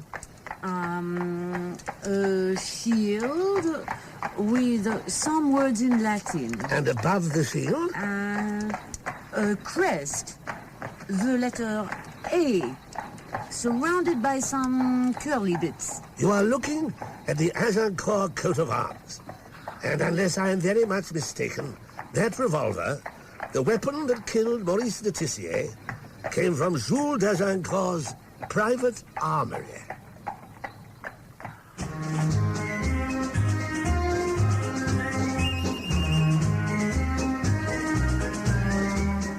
In Bertie and the Crime of Passion, Robert Lang played Bertie, Jane Lapotaire, Sarah, Olivier Pierre, Jules, David Timpson, the manager of the Moulin Rouge, Andrew Branch, Toulouse-Lautrec, and Roger May, Valentin. The director is Matthew Walters.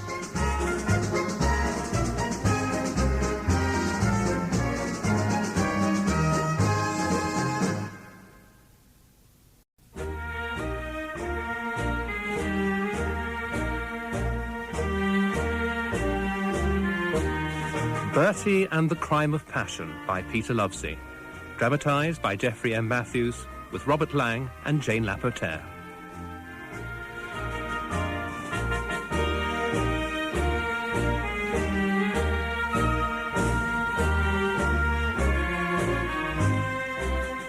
You will recall that last week I was telling you of my audacious investigation into the murder at the Moulin Rouge of Maurice Letitia, fiancé of the daughter of my old friend, Jules d'Agincourt. And that with considerable bravery, I discovered a revolver, or the likely murder weapon, in the possession of one Valentin, a dancer at the aforesaid dance hall. On examination, I realized that it came from the private armory of my friend Jules. I decided at once to pursue my investigation by dining with Sarah Bernhardt, my companion in this adventure, at Manier's, the highly regarded restaurant where the Agincourt family had dined on the night of the murder. My brain works faster over a toothsome meal, and there was much to discuss. We'd earned a decent dinner after risking life and limb, don't you think? Your brooch, Sarah. The initials LN in diamonds. Who is he? A lover? I've had it more than 20 years, Bertie. But whose initials are they? The Emperor's. You and Louis Napoleon?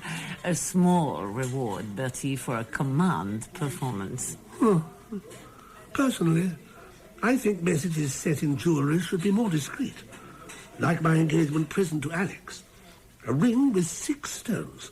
Beryl, emerald, ruby, topaz, jacinth, and a second emerald. The initials of the stones spell Bertie, you see. Charming. But I could not duplicate the gift for another lady, no matter how intimate she might become. That would be unforgivable, Bertie. But you could think of some other keepsake for such a lady, if one existed. You have such a fertile imagination. But poor credit with Monsieur Cartier. If you're not finishing your oysters... Oh, please do. My mind was on the Agincourt. How can we be certain that revolver belongs to them? Well, there is no question about it, my dear. Heraldry is a passion of mine. I can recognize a coat of arms, be it English or French. I've no doubt you can, Bertie. But the revolver was found on Valentin, not on one of the Agincourt. That is immaterial. Valentin's overcoat was hanging in his dressing room at the Moulin Rouge. The murderer slipped the revolver into the pocket, in case the police conducted a search. You're suggesting one of the Agincourt fired the fatal shot? That is the obvious conclusion. Meaning Jules or his wife, Juliette? Or the daughter, Rosine. Or the son, Tristan. It's a queer fellow who shoots his sister's fiancé. It's just as queer when the girl's parents do it. Or the girl herself. She did face a lifetime tied to Maurice Letizier. She'd agreed to marry him. Had she? A father's choice of son-in-law does not always coincide with his daughter's. Do you know for a fact that Rosine was in love with Maurice? People of rank do not marry for love. They marry to produce sons. Love happens later with someone else. The only certainty is that we are faced with a domestic murder. To solve it, another visit to the Agincourt is essential. Now, I think the waiter is approaching with our pheasant and truffle. I need not ask why you are here. The police are getting nowhere.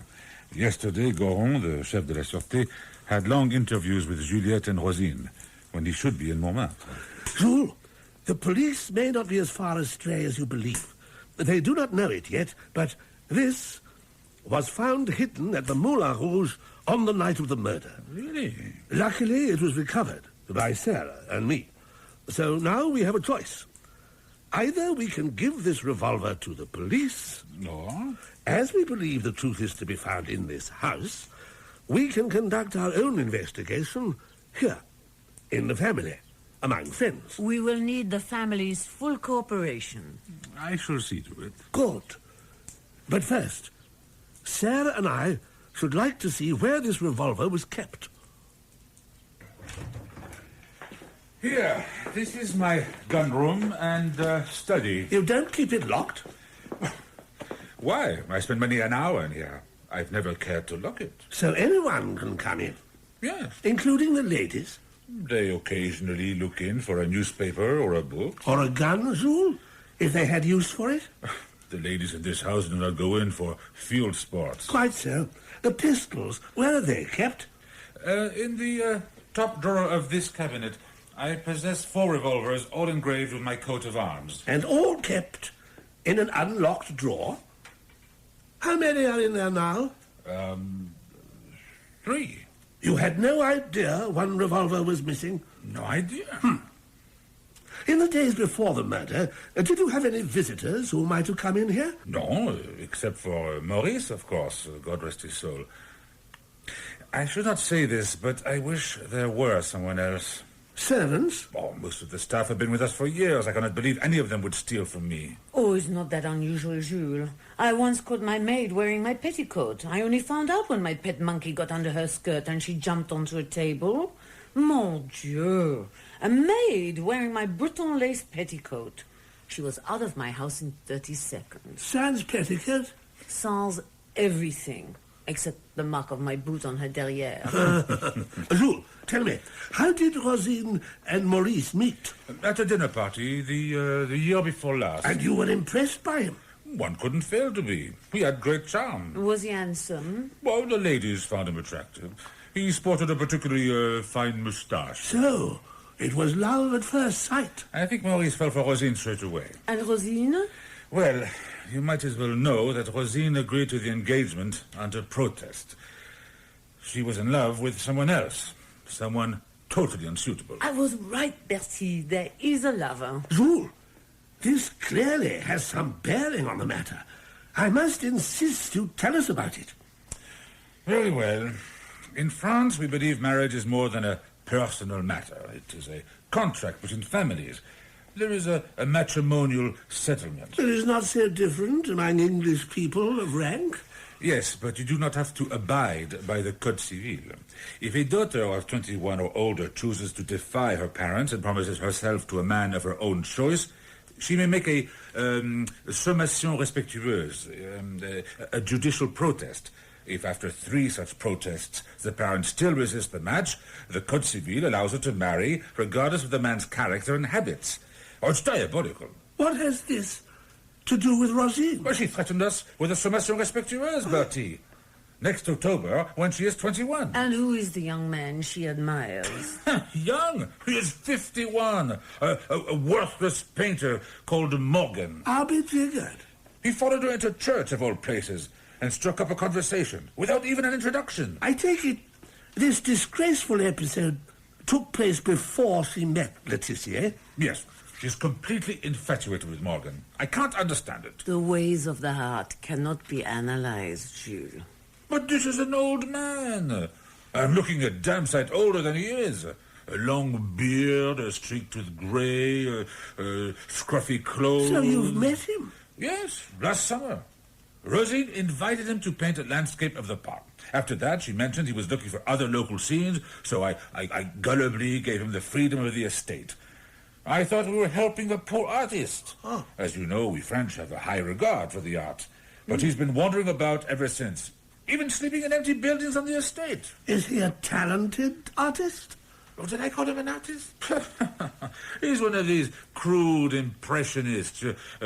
Dabs paint straight from the tube, completes a picture in 2 hours.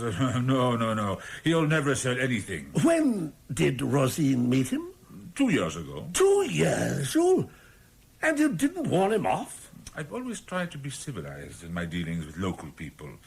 I gave Morgan permission to paint on my land without specifying it was for a limited period. He has done no damage. If I ban him from the estate, I have to justify my actions. But if he was pursuing Rosine... Well, he wasn't in an obvious way. It was Rosine who did that. She goes riding every day, knows where Morgan sets up his easel.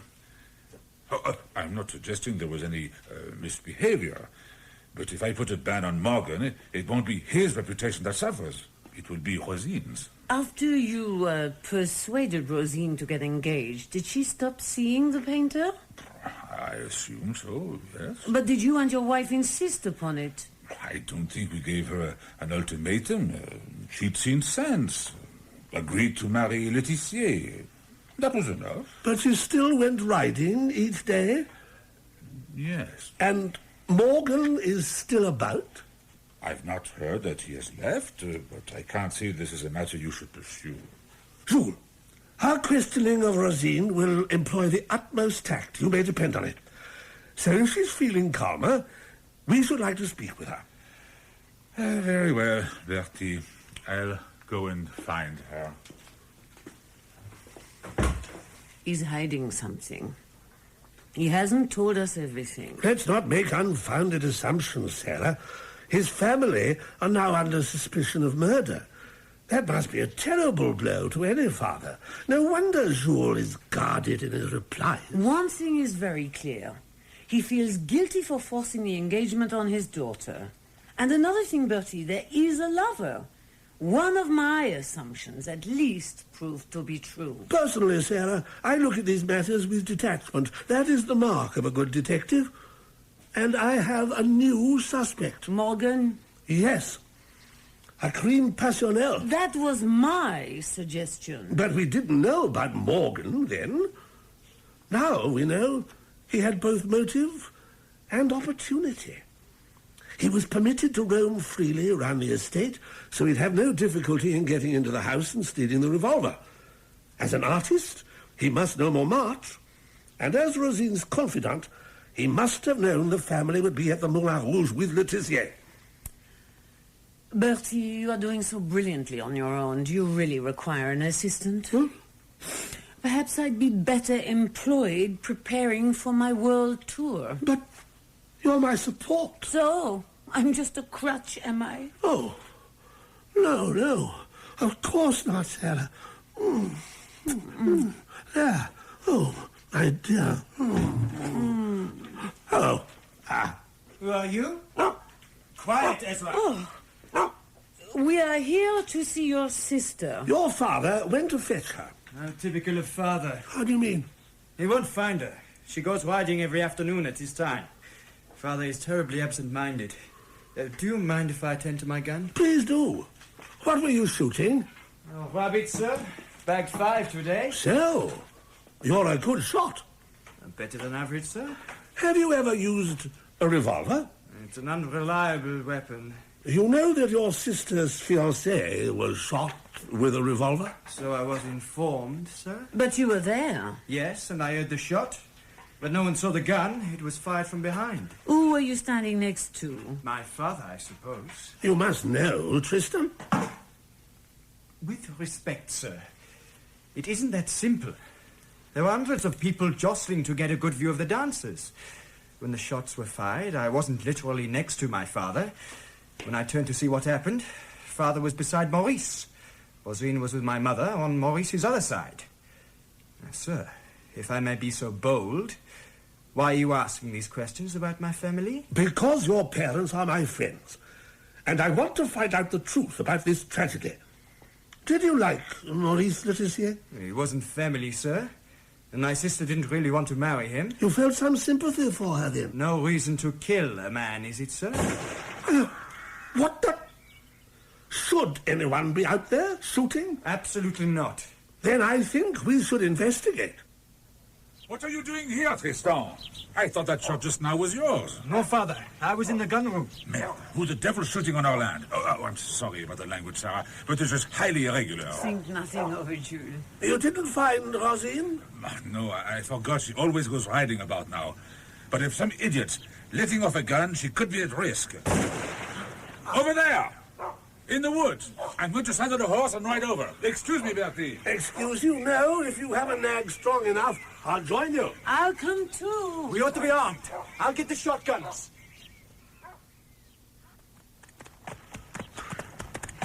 You look somewhat red in the face, Bertie. Are you winded? Of course not. But we'll slow to a walk. We can catch them up when they need us. I'm sure young Tristan can see off most of the perils lurking in these parts. Yes. He's remarkably self-assured for 18. I rather like the boy. Then you don't consider him a suspect? I thought Morgan was our suspect, Bertie. He is. But until he confesses, we must keep an open mind about the Agincourt family. Tristan had opportunity. Uses the gun room regularly, knows where the revolvers are kept, and was at the Moulin Rouge on the night in question. And his motive? Rosine was being forced into an arranged marriage. Boys can be very protective of their sisters, especially when verging on manhood and at the mercy of their glands. At that awkward age, lads often feel compelled to prove themselves in some way. By murdering somebody? That would be an extreme case, I admit. But never underestimate the glands. Are you speaking of aggressive tendencies? Yes. That sums it up nicely. Oh, and I thought you meant Tristan was in love with his sister. Then the motive would be simple. A brother in love with his sister? Really, Sarah? It can't be discounted. Never underestimate the glands. Bertie, look! Down there by the barn. It's Jules and Tristan. Jules at the front. Tristan heading for the rear. I believe someone's holed up in the barn. Oh, that's close enough. We can watch from here. Father! I have the back door covered! Shall I go in? No! Just stay where you are. As for you in there, come out with your hands up. There, Sarah. Someone's coming out. Scruffy? Grey bearded? It has to be Morgan. Bertie? Yes? Look at Ezra. Who? The dog. He's behaving strangely. Looks like he's found a rabbit hole. I think not. There's something in there. Something quite big. Ezra! Back! Back! Now, stay. You! On your feet and be sharp about it. Put your hands up. Any tricks, and you'll answer to the police after the dogs finish with you. Now identify yourself. I am Marie-François Gros, chef de la sûreté. The moment Morgan stepped out of the barn, he was surrounded. I tell you, Bertie, the police appeared from nowhere. They arrested him and took him to the Sûreté for questioning. They'd been keeping watch on him for weeks. As Goro told me. Once he got his wits back and recognized who I was.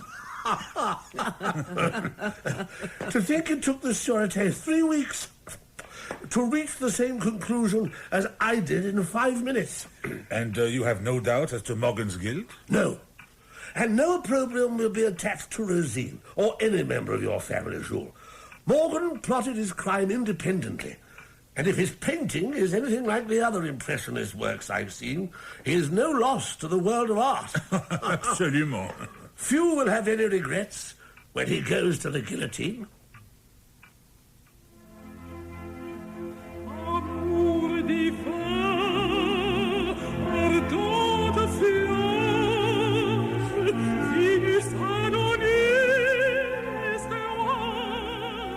Bertie, you're weeping. Offenbach's music is very moving. No, you are remembering an old flame. We French women aren't as dense as you imagine. Your Parisian conquests are well known. Name one, then. One? The Princess of Sagan, Duchesse de Michy, Duchesse de Ligne, Emilienne d'Alençon, Madame Cochine, Comtesse de Bourtroline, Baron de Pilat, Cora Pearl. Ah, she's Irish. And you haven't mentioned the only one I'd be willing to admit to. And who is that? Sarah Bernhardt. But you and I have never... You didn't listen. I said I'd be willing. It was an offer, not a boast. You've drunk too much champagne. We are partners. We solved a murder together. Tonight is for celebration. The police solved it without our help. But we were absolutely right in our deductions. Morgan was the murderer, and it was a crime of passion, just as you said. Some more champagne, partner? No, not here. Let's go to Maxime. Do you like caviar? I adore it. The caviar in my hotel is quite the best. I'm sure it is, Bertie. We'd be seen. Well, that surely would be a cause for congratulation. Most ladies of my acquaintance... if you wish to be discreet about it, I have a key to a back door. We shall eat in my rooms, and no one will hear of it. Maxime would be simpler. Not for what I was planning, my dear. Especially as this is my last night in Paris. Tomorrow, I leave for Cannes. Oh. Then let us both be quite clear, Bertie. I would be coming only to try the caviar.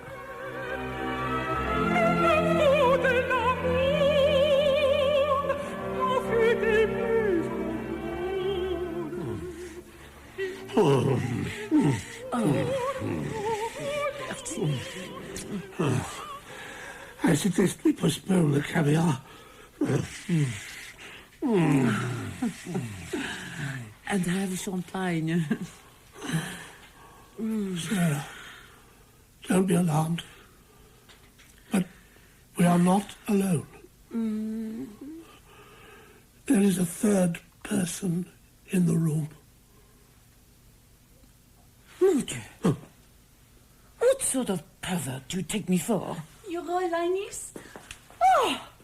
I have never been so humiliated. For pity's sake, Sarah. I don't even know the lady. Then it's even viler than I thought.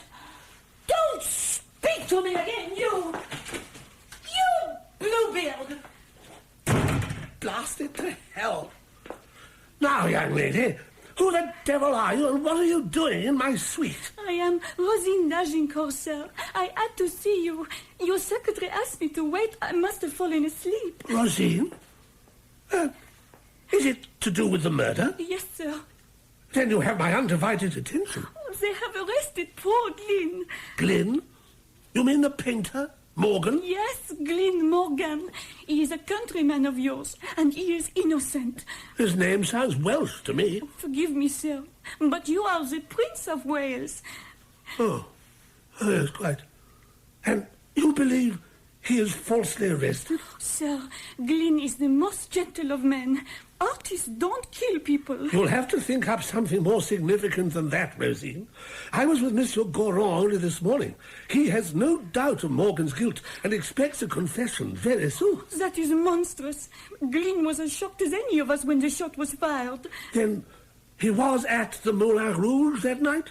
What possessed him to go there? He knew I would be there. With your fiancé? Glyn's love for me is unshakable, sir. It must be. Or else he enjoys suffering. Did he speak to you? No. He took care to stand some distance apart from us. For the whole evening? Until after Maurice was shot. Naturally, he was anxious to know whether I had been hurt. The only person who saw us together was Tristan. He may have told the police. Our noble action can be misconstrued. Did you see Morgan again that night? No, sir. Have you seen him since? Yes. Does he profess to be innocent? He is innocent. My question is whether Morgan himself told you he is innocent. There is no need. Glyn is incapable of committing such a wicked crime. If he is innocent, as you say, neither of you should have any fears. Then you do not know Marie-Francois Goron, sir. He has an evil reputation. He will get the answers he wants regardless of the truth. Glyn is doomed. Then why come to me? Because you are the Prince of Wales. All of Paris respects you. If you spoke to the police, they would be compelled to listen. Rosine, if I may be any use at all, I must know exactly what has happened between you and the painter. Nothing happened between us, sir. Nothing. Nothing. Good. Now, as I understand it from your father, you met Morgan in church. Yes. I was doing the flowers. We became friends. He saw beauty in everything. He is one of the group who call themselves Impressionists, is he not? Glyn would not be fettered to any movement. Sir, he is happy to discuss theories with people like Monet and Renoir, but he is a free spirit. And you have been meeting him regularly? Yes. When I go riding each afternoon, we meet in the ruined house. Have conversations, discussions about art, poetry, the meaning of life. And did you discuss the murder? Only to agree killing can never be justified. If Morgan is innocent, someone else has to be guilty. And since we know the murder weapon came from your father's gunroom, the inescapable conclusion must be that the murderer is a member of your family. I didn't kill Maurice. Which leaves your parents and Tristan. So, let us talk about the victim. Your parents considered him extremely eligible. Yes. But you did not? I did not dislike Maurice. He was a good conversationalist. Handsome, with a big moustache that he got rid of recently. Oh, he should have kept it because his hair was rapidly thinning on top. He was practically bald, in fact. But even if he'd been the handsomest man in the world, I could not have loved him. Because you'd already met Glyn Morgan? Yes. And in comparison, Maurice was so shallow. Did you say that to your parents? Of course. But they wanted Maurice as a son-in-law. Oh, we had terrible arguments. They even suggested that I'd allowed Glyn to seduce me, which showed how little they understood him or trusted me. So I threatened them with a sommation respectueuse. You know what that is? Yes. You can enlist the civil code to wed the man of your choice. But I didn't tell them Glyn and I would never marry. What? Glyn doesn't believe in marriage. He believes we should be free to make whatever arrangements we like with the partner of our choice, without concerning the church or the state. So he had no intention of marrying you? Absolutely none. That is why I agreed to marry Maurice. Marry a man you did not love? Why? Because after a married lady has provided her husband with a son, she may take a lover. Have I shocked you, sir? No. You have just persuaded me to speak to the chef de la sûreté. If Morgan had no intention of marrying you, the motive for murdering Letitia is removed. The only problem is that the identity of the real murderer remains a mystery.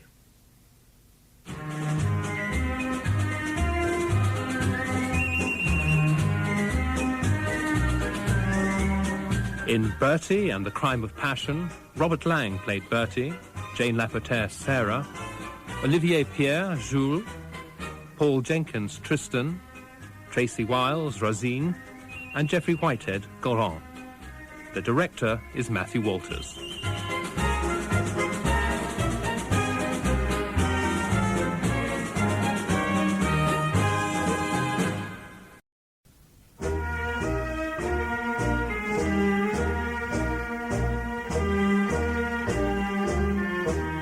Bertie and the Crime of Passion by Peter Lovesing.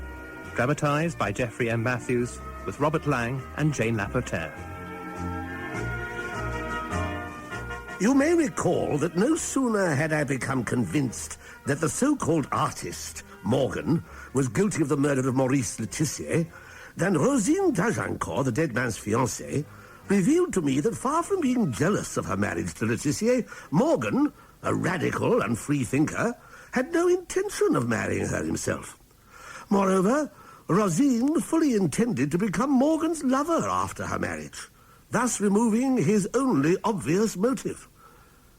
How was I to convince the Sûreté that they had arrested the wrong man? More to the point, how was I to explain Rosine's inopportune presence in my bedroom the previous night without risking bodily injury from Sarah Bernhardt? Sarah, please. I'll castrate you with my bare hands, you philandering old English goat! Ah! Sarah, our friendship is too precious to sacrifice. Allow me to explain. Last night, my secretary let Rosine d'Agincourt into my rooms without my knowledge. I had no idea Rosine was there. However, after hearing what she had to say, I'm convinced that the Sûreté have incarcerated an innocent man. Tell it to the police. I fully intend to. But I was hoping for your support. You're perfectly capable of handling Goran alone. Why do you need me? I need you to talk to Morgan. He's a rampant anarchist. He'll regard me as the enemy. But you could coax the truth from him. And, more importantly, I can't bear to be away from you.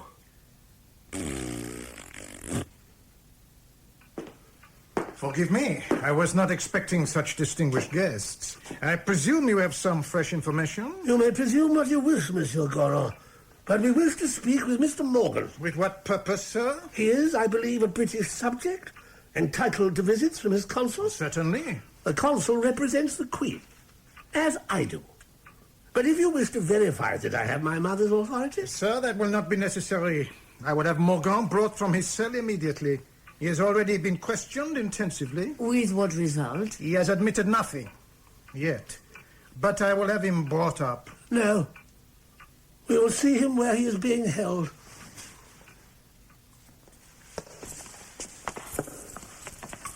Be careful of your clothes, madame. There is mold on the walls. Morgan, the Prince of Wales wishes to see you. Mr. Morgan, I am a friend of the Agincourts. Rosine has asked me to take a personal interest in this case. So, how are they treating you? Abysmally. No food, no sleep, kept in darkness, interrogated every 2 hours. Do they expect that hunger and despair will make me confess to something I didn't do? Goran, did you know about this? Of course the swine knows. He is my interrogator. Well? Prisoners who insult their questioners can hardly expect privileges. Monsieur, this man has not been convicted of any crime.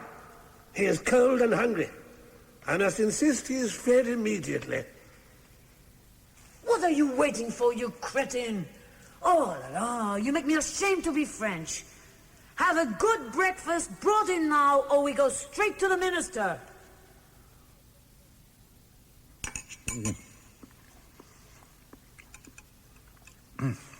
Feeling better now? Much. Good. Now tell me, monsieur, are you innocent? Innocent of what, madame? Of murder. I am not a murderer. All my life I've only had one desire, to paint. And your friendship with Rosine d'Agincourt? I refuse to implicate her in this. Refuse? Listen to me, Mr. Morgan. That young lady went to great trouble to persuade us to come here. She loves you, believes in your innocence. You owe it to her to tell the truth. The Surete threatens me with a guillotine one moment and promises freedom the next. Why should I believe you? For all I know, you could be hand in glove with them. Very well, Mr. Morgan. If you don't want our help... No, wait. Look, all I ever gave Rosine were a few kisses and sympathy. She was just a pathetic young girl with romantic ideas about artists. I could have bedded her any time, but I didn't, not once. That's of no consequence, Mr. Morgan. The point is, would Rosine have married you? She had childish ideas of eloping, until I told her I didn't believe in marriage. I'm a painter, first and last. Can't even keep myself, let alone a wife. How did you feel when Rosine finally agreed to her betrothal to Laetitia? I pitied her. But I knew her parents would win in the end. We often talked about it. She had this idea about presenting Laetitia with a son and then being free to take a lover. Thinking that far ahead when you're still a virgin. She was serious, though. You would have us believe that Rosine did all the chasing, and yet you went to the Moulin Rouge on the night of the engagement. Why? To see the young buck she was being mated with. Did you speak to him? You think I'm daft? No, I kept my distance. Until after the shooting, anyway. Then I went over to Rosine. She had her arms folded across her chest. I thought she'd been hurt. But she was all right. Apart from the shock, that is. What was she wearing? A blue dress. A velvet cape with gold fastenings over it. She was so worried that her father would think I was the killer, she told me to go, so I left through the gardens. You have no idea who fired the shots? No. All I do know is, it wasn't me. He is guilty as hell, and he will confess. In those appalling conditions, there can't be a person alive who wouldn't confess. I demand your reasons for detaining Mr. Morgan. Oh, I'll do even better than that, sir. I'll show you the evidence. Huh? Sketches made at the Moulin Rouge on the night. Toulouse-Lautrec's drawings. There. The murder scene, and there, in the background, Morgan. That he was there is undeniable. But having listened to him, I am far from convinced of his guilt. Ah, then you have not heard of Professor Lamboso? This is his treatise, L'Uomo Delinquente.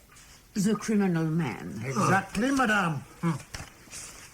The professor examined more than 7,000 convicts and reached the conclusion that criminals can be recognized by physical appearance. Not the receding foreheads, the heavy jaws, characteristic ears. I have found it invaluable when searching out malefactors. As you will see, Morgan conforms in every particular to the archetype of a murderer. But this fellow, in the row above, looks uncannily like my brother Affy. And he's no murderer. Now, look at this.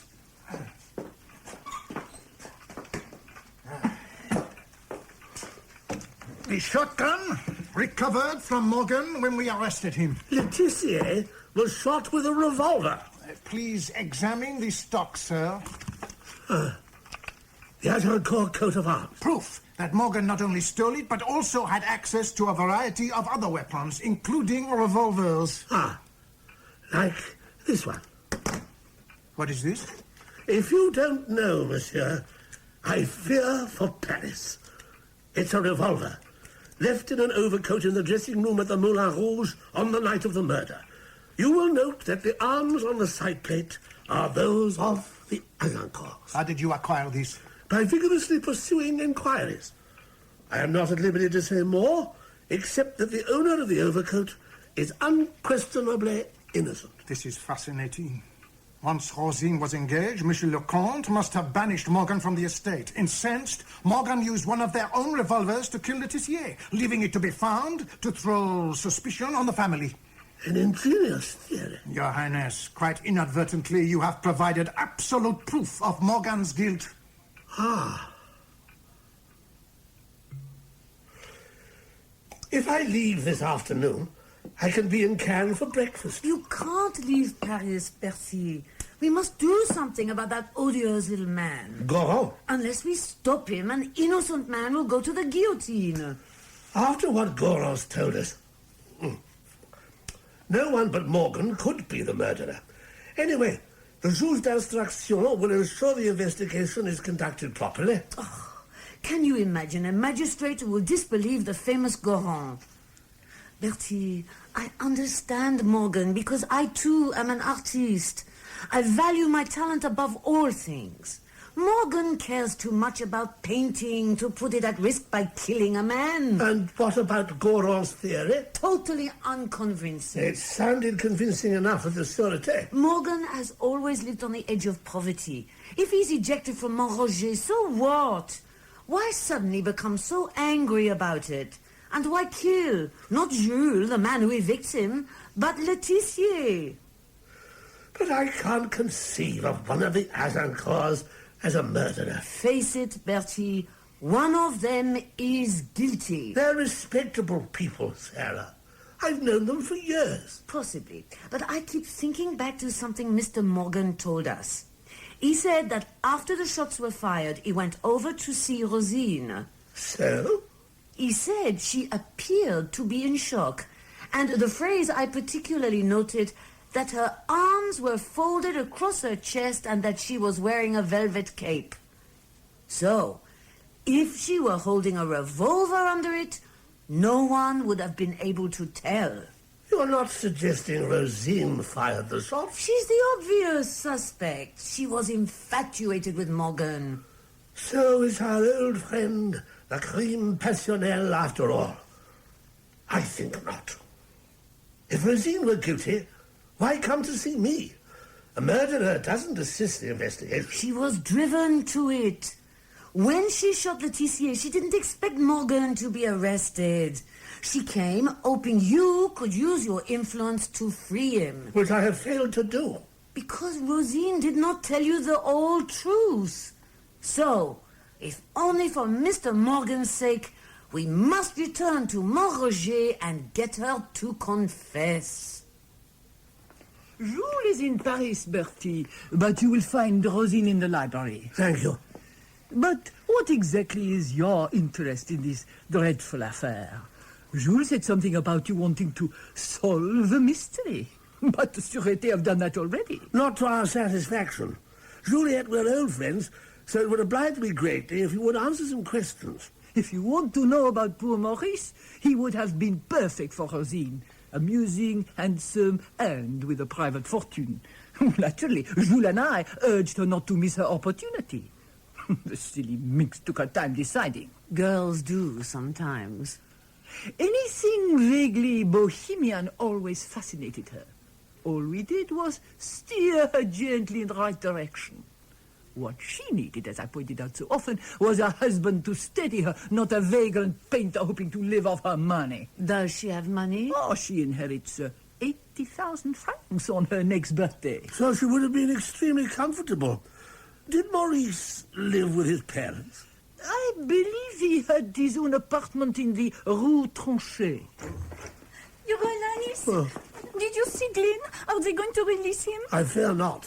But did you not tell Goron that Glynn does not believe in marriage, that he had no reason to kill Maurice? I made that absolutely clear, Rosine, but... Goron has enough evidence to sink a battleship, and he is confident that Mr. Morgan will confess. But Glynn is not a murderer. The evidence wasn't entirely conclusive, my dear.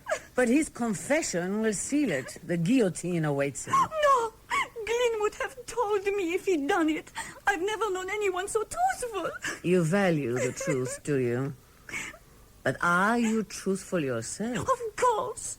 And do you believe in God? Yes. Then, swear before God that you did not kill Maurice Letitia.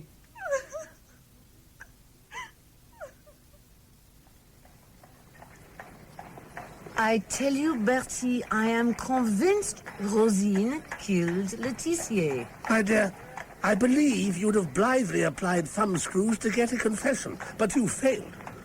Good Lord, it's 6 already. Why don't you join me later for dinner? Thank you, but no. I must devote this evening to preparing for my world tour. Maybe I could assist. I'm grateful, Bertie. But I find packing a trunk requires absolute concentration, don't you agree? Well, I don't think I've ever packed one. As I thought. Perhaps we can meet tomorrow. Just as you wish. Cabby, to Sarah Bernhardt. Monsieur. And after that, the Rue Tronchet. The Rue Tronchet? Letizier's lodgings? You're going there tonight? I can't put it off, Sarah. Not while that poor wretch Morgan is freezing to death in a dungeon. Then I shall just have to come with you.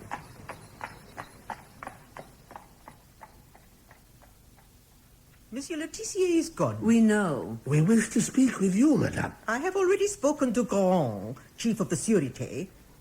Are you from the Sûreté? We have no connection with the police. I'm glad. You should have seen the mess they left. Yes, please. We would like to see the mess. Then you are too late. The apartment has a new tenant, an elderly lady. What happened to Letizier's belongings? Everything the police did not take was collected 2 days ago. By whom? Removal man and the boy's father.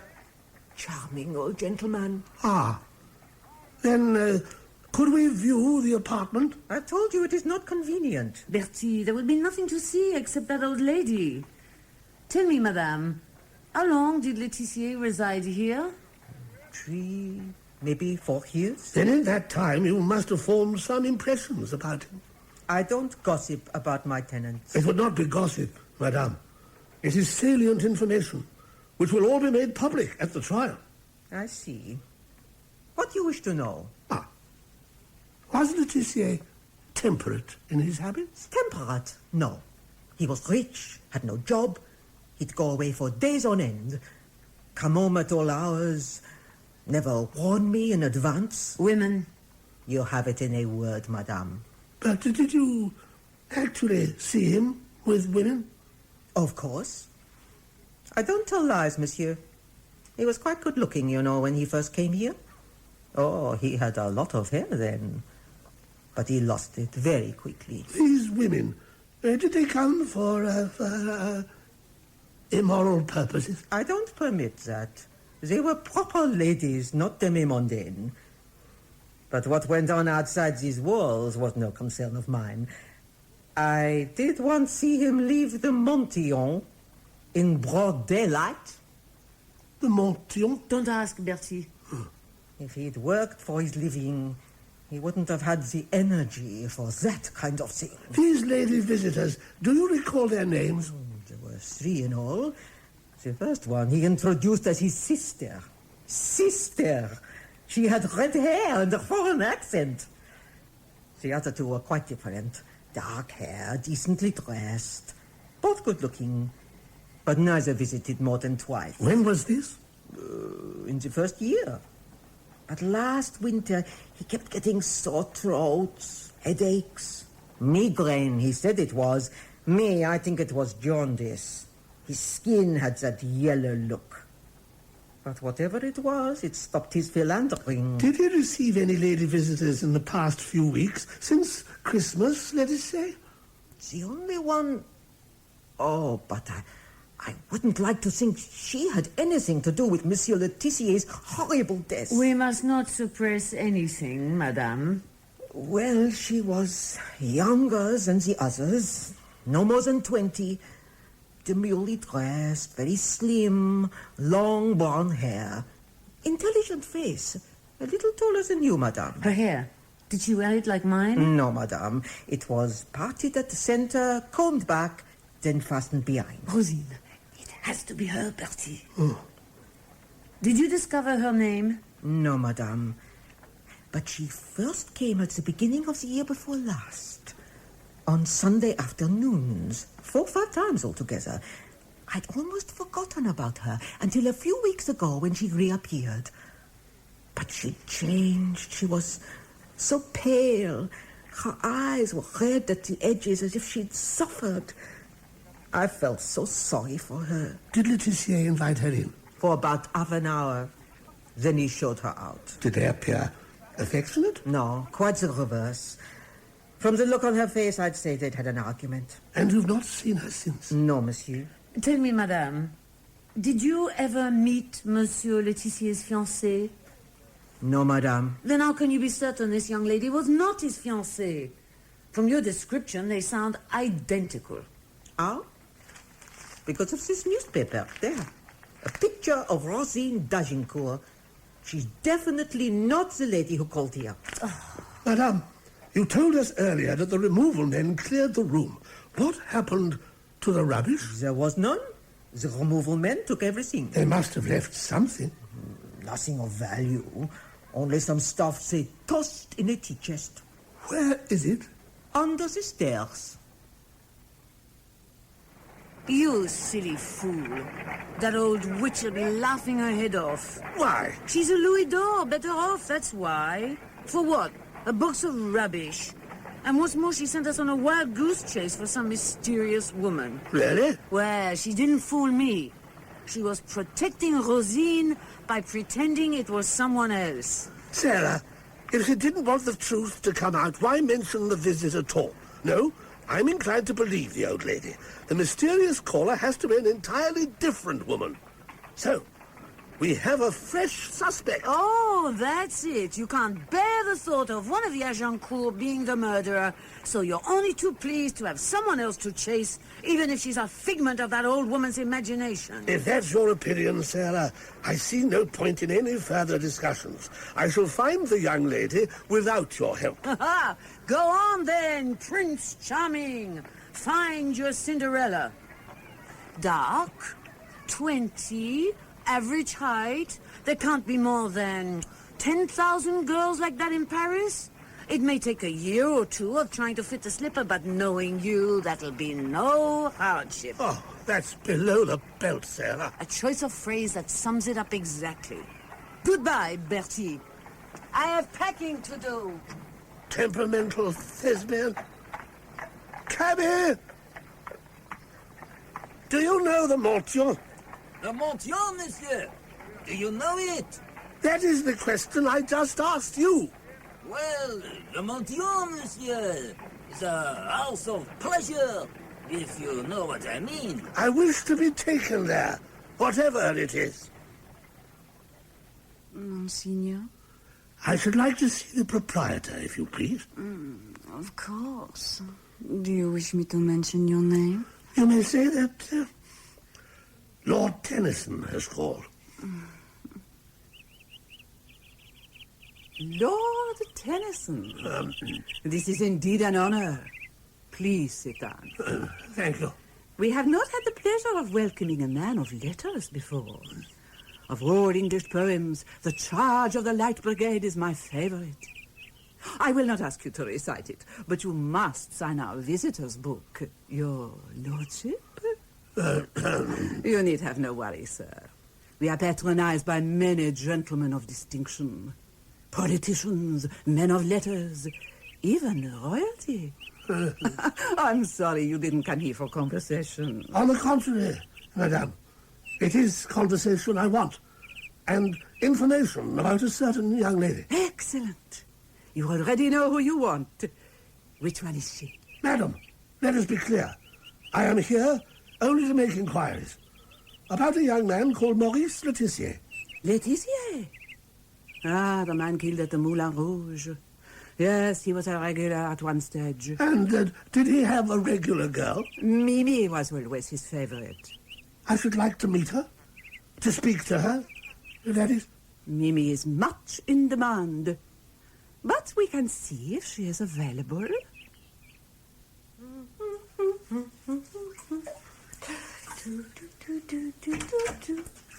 Mates, close the door, it's drafty. Don't I even get time to have a bath between clients? This gentleman isn't a client, Mimi. He just wishes to make inquiries about someone you may remember. Maurice Letizier. I shall leave you, monsieur. I've done nothing wrong. Well, not criminal. You're in no trouble, mademoiselle. I can see for myself that you are not the girl I seek. Oui? Well, you can pass me the towel if you've seen enough. Oh, a pleasure, my dear. We don't want you catching your death. Letitia was a regular client, I understand. For 2 or 3 months. I'm sorry he was murdered, but it was just another job. And I have no idea who killed him. Did he speak of other women, ladies, he knew? No. When did you last see him? Oh, maybe 2 years ago. He was with a student. He didn't pay for it here anymore, so I suppose she was giving him it. What makes you so certain she was a student? Maurice introduced us. He introduced you? His cocotte? He had no choice. I greeted him first. He turned bright pink when he saw me. But I'm not mean. I wouldn't have said where we met. She was in a 2nd year at the École de Médecins. Her name was Claudine. No surname? No. Pity. Is there anything else you recall about Claudine? Oui, she had dark brown hair, didn't need stage. She was as thin as a stem. Oh, and very demure. Are you quite sure she was his friend? Not simply a passing acquaintance? No. Anyone with F and I could see they were in love. Really in love. This just arrived, sir. It's a letter addressed to me as your private secretary. The writer does not reveal his or her identity, but... Oh, one of those, is it? What's the gist? I think you should read it yourself, sir. If you say so. Sir, it has come to my notice that the Prince of Wales has taken a personal interest in the recent death of Monsieur Letitia. At the time the shots were fired, I saw that man Morgan in the gardens, outside the hall. Justice will be done if His Royal Highness uses his influence to secure the release of this unfortunate man. This is manna from heaven, Francis. Sir. Telephone the Sûreté and ask that scoundrel Goron to come here immediately. I am at your command, sir. I assume Morgan is still in custody? Yes, sir. You heard my opinions yesterday. Now, I'm handing you some evidence that has come my way. This is of no interest to the Sûreté. No interest. It is independent evidence that Morgan is innocent. 2 similar letters were also received at the Sûreté. They confirm my opinion that Morgan is the murderer. Someone goes to all the trouble of bringing this to your attention. An educated person, by the way he expresses himself. Or herself. I was about to add that. Someone goes to all that trouble, and you disbelieve them. It's deplorable. Irresponsible. I'm sorry you take that view. But I consider that the letters were written by one of Morgan's friends to provide him with an alibi. Yet he repeatedly told us that he was inside the hall when the shots were fired, that he only went into the gardens after speaking with Rosine d'Agincourt. Either Morgan is lying, or the letter writer. Whichever it is, the letters do him no service at all. Good day, sir.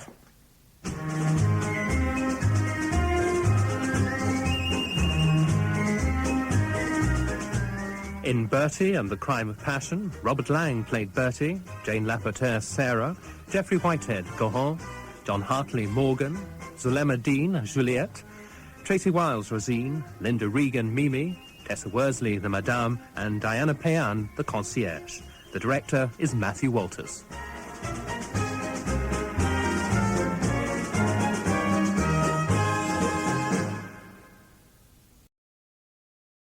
And now the last part of our 30-minute serial.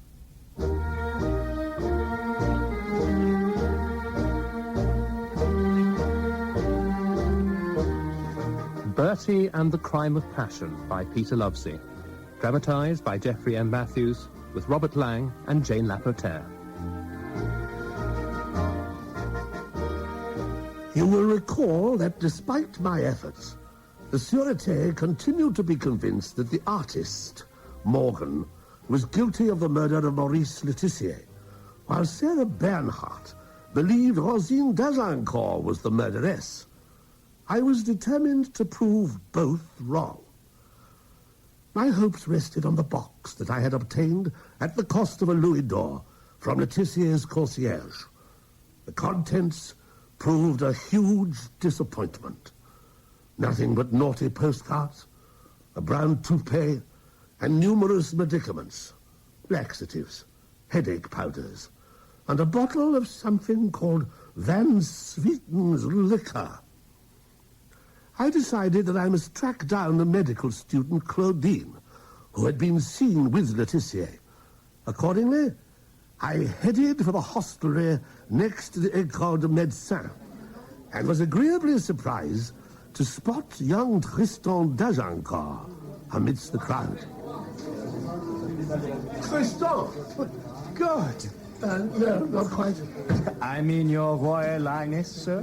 Less of that. I'm investigating, incognito, looking for medical students. Oh, well, we're surrounded by them. Hey, Jack!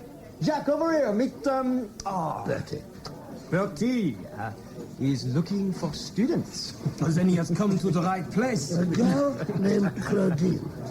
At your age, Bertie. Be careful what you say, Jack. May I speak frankly, Tristan? Well, there are not many Claudine at the École de Médecins. Let me see. There is Claudine La Poitrine. Oh. Slim? With dark, straight hair? Hardly. Is that your type? Well. It can't be La Poitrine by any stretch of the imagination. Or Claudine Lacoste.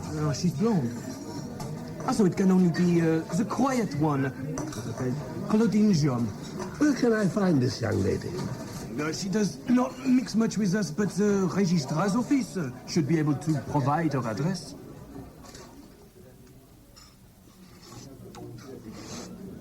This soup is really excellent.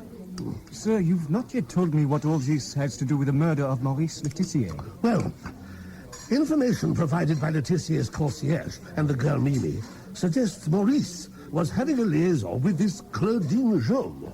And what interpretation do you place on this? Well, we know their friendship was established a year ago. She was young, far less experienced than Letitia, so it would be easy for him to take advantage of her and lead her to believe that she was his one true love. But he soon tired of her. She learned of his engagement to your sister, and on the day after it was announced, the Sunday before his murder, Claudine visited him, expressed her outrage. He dismissed her in a way that hurt her deeply. So she resolved that if she couldn't have him, neither would Rosine. Knowing Maurice would be at the Moulin Rouge the following Friday, she went there and shot him. But how did she obtain the revolver? The revolver, as you know, came from your gunroom at Montrachet. Yes. We know Letitia used the gunroom. We borrowed our guns, yes. So if he wanted a revolver, he could easily have pocketed one. But Maurice was a gentleman. Not quite the gentleman your father took him for, as more than one lady can attest. Well, that is becoming clear. So, you deduce he had the revolver in his rooms, which Claudine then found and used. Unfortunately, there is still one flaw. We have not yet located the elusive Claudine. May I be of assistance? I am searching for one of your medical students. Her name is Claudine Jean. And when was she in attendance? When? 2 years ago, I believe. One moment, please. Let us see. Just Jean. Claudine Jean. Ah, yes. She was the one who gave up her studies, this stupid girl. Stupid? In what way? Did she fall behind with her classes? Oh, no, monsieur. She got herself pregnant. Perhaps it was unkind to call her stupid. Why? Oh, she was charming. Not the sort you'd expect would get into trouble. Girls like that only have to make one mistake, while others give their favors at the drop of a hat and get away with it. Did she have the child? I have no idea, sir. The École lost touch with her. But you have her address? Only for when she was a student. Here we are. Number 8, Rue de Chumavert.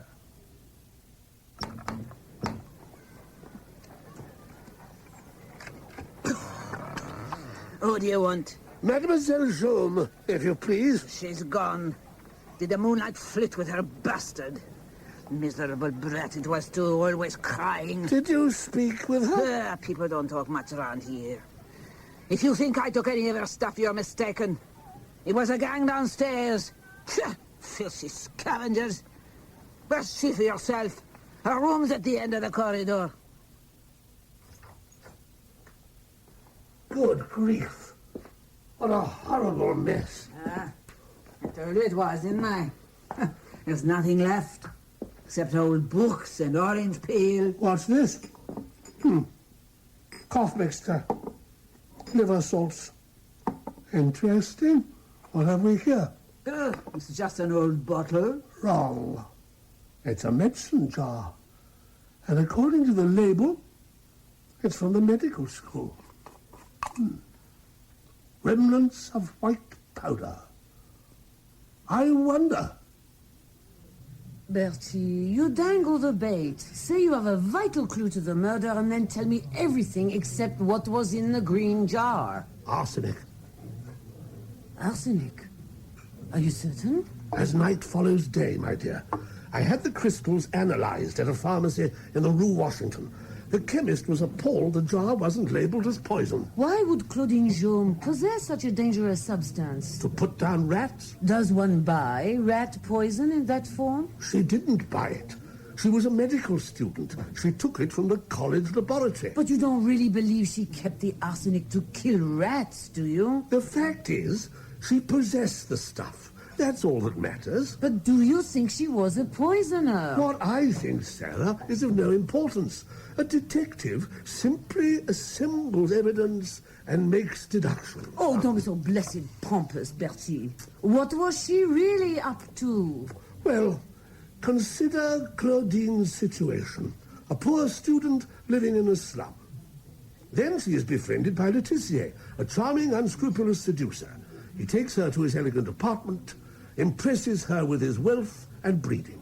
Then one day, she is obliged to tell him of her pregnancy, and he declines to do the honorable thing. To marry her? Precisely. You will also recall that last winter, Letitia complained to his concierge of sore throats and migraines. He was also losing his hair. So? According to my chemist, the classic symptoms of arsenical poisoning include headaches, dryness of the throat, constipation alternating with diarrhea, jaundice, and falling hair. But how would Claudine have administered the arsenic? Added it to anything he took regularly. Sugar, salt, or tipped it into a liquid. Remember that stuff in a medicine bottle? Van Sweeten's liquor? Yes. And it was almost empty. So if it were some kind of tonic he took each day... Bertie, did you work all this out by yourself? Of course. But in the end, it wasn't the arsenic that killed him. It was the bullets. Granted. All I am asking you to believe is that Claudine Jaume planned to poison Letitia. She possessed the arsenic and he exhibited the symptoms. But in the end, she lost patience and shot him. No, she did not lose patience. It was anger over his engagement to Rosine.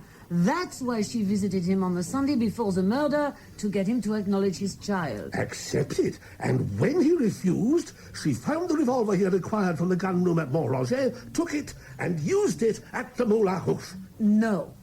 Claudine did not shoot him. You've been amazingly clever up to now, Bertie. Don't spoil it. What? Your theory about the revolver really stretches credibility. You don't understand women at all. Oh? You have overlooked the only explanation which I, as a woman, find transparently obvious. Really? What happened is this. When Letitia refused to marry Claudine, she decided to expose him. She went to Rosine and told her the truth about the man she was to marry. I maintained from the very beginning that Rosine had shot Letitia, and for a very good reason. You have just supplied that reason.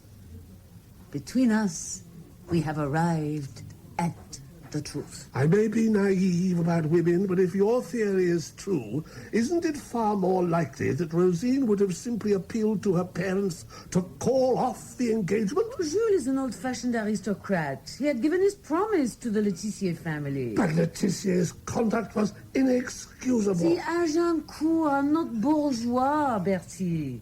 The circles they move in take a tolerant view of a young man's indiscretions. And now, I think I will have another drink. Of course. Garçon! Monsieur? De cognac, s'il vous plaît. Certainement, monsieur.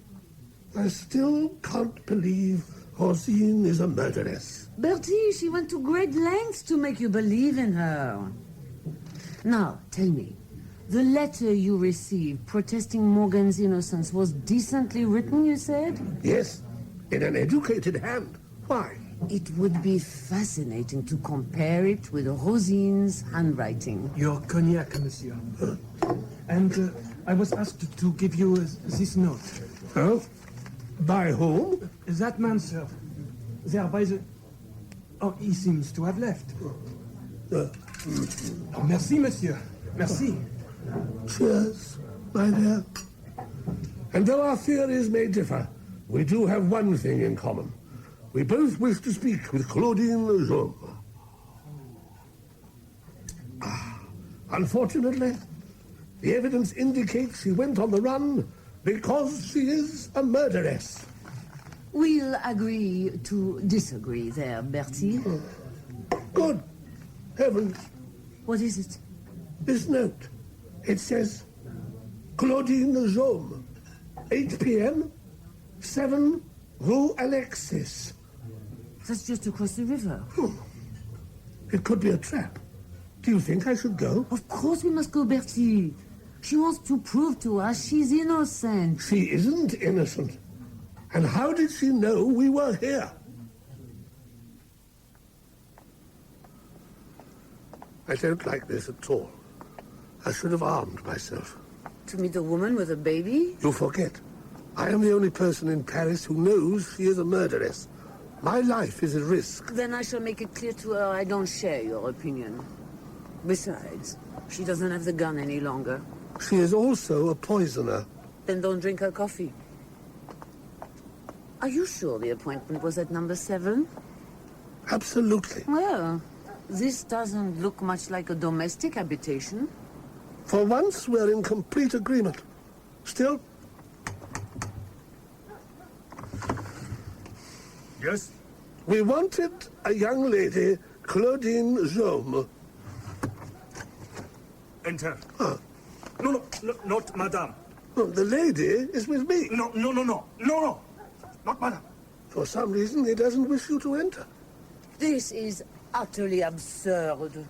However, as Bernhardt is persona non grata here, you'd better go in without me. Towels are in the cubicle, and here are hangers for your clothes. Hangers? You expect me to get undressed? Oh, of course, monsieur. Oh! Oh!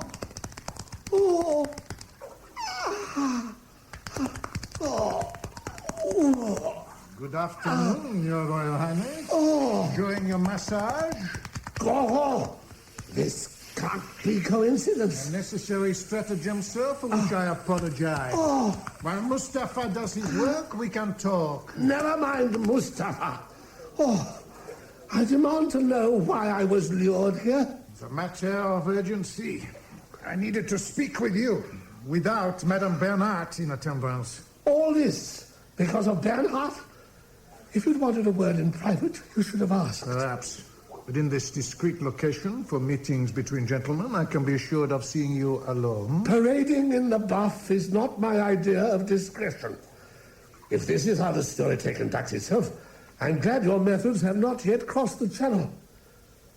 I take it the note I received was from you? I was concerned that there was a serious danger you would undermine my investigation. By finding out the truth? If I thought that, I would have no cause for concern. Except the trifling inconvenience that you've arrested the wrong man. Is Morgan still rotting in your prison? He's guilty, and he will be made to confess. You're wrong. The murder was committed by a woman. Oh, you mean Claudine Jean? Impossible. I have conclusive proof she had a motive. I don't dispute it. Then why, in the name of justice, don't you detain her? Because Claudine Jean is dead. Dead? How? Suicide. The body and that of her child were recovered from the Seine. She took the child's life as well as her own? No, sir. The evidence suggested the child was dead before it entered the water. The most likely explanation is that Claudine killed herself from grief and was holding the dead baby in her arms when she jumped from the Pont des Arts. Grief, you say? Let's not exclude guilt. I don't suppose she left a note. No. Then I'd say her suicide is tantamount to a confession. No. I'm certain that Claudine could not have murdered Letitia. Why? Because her body was found 6 hours before Letitia was shot. You made no mention of that when I saw you at the Sûreté. I was unaware of it then. The bodies lay in the morgue unidentified for a fortnight. Until yesterday, when her father came looking for her. She hadn't written home. It seems she always wrote 2 letters a week to her family. I see. It would appear that I may have been in error. I suppose I should thank you for discussing this matter in private. All I ask is that you now leave the Sûreté to complete its work. I'll be damned if I will. The tragic death of this young woman wasn't mere coincidence. She killed herself because her baby died. Her baby?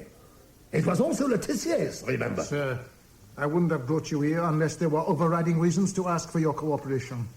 This unhappy episode will only inflict more grief on Letitia's parents. Decent people who have no idea that their son fathered an illegitimate child. I shan't trouble the Letitias. My suspicions point me in another direction. Which is? Back to the Agincourts, I'm afraid. And I say that with a heavy heart, Goron. I am a family friend. Agincourt? Sir, they have been interrogated by the police, pestered by the press and by you. Their name bandied in the cheapest newspapers, and they have borne it all with dignity. To heap this fresh infliction on them would be to invite more intrusion, more gossip. Spare them that, Your Highness. Spare the Agincourts, or spare the Sûreté, monsieur. You nailed your colours to the mast when you made Morgan your prime suspect. And once the examining magistrate gets news of this new tragedy, he may not be too impressed by a forced confession. You exceed yourself, sir. We shall see. I may have been mistaken over Claudine Jean, but no more than you are over Morgan. So I shall persist in seeking the truth, whatever the cost to people's sensibilities. And if necessary, who's there? Just another bather, sir. No, the fellow must have been eavesdropping. I'm going after him. Sir, don't. Come back, Your Royal Highness. You! Stop! I want a word! Your Royal Highness!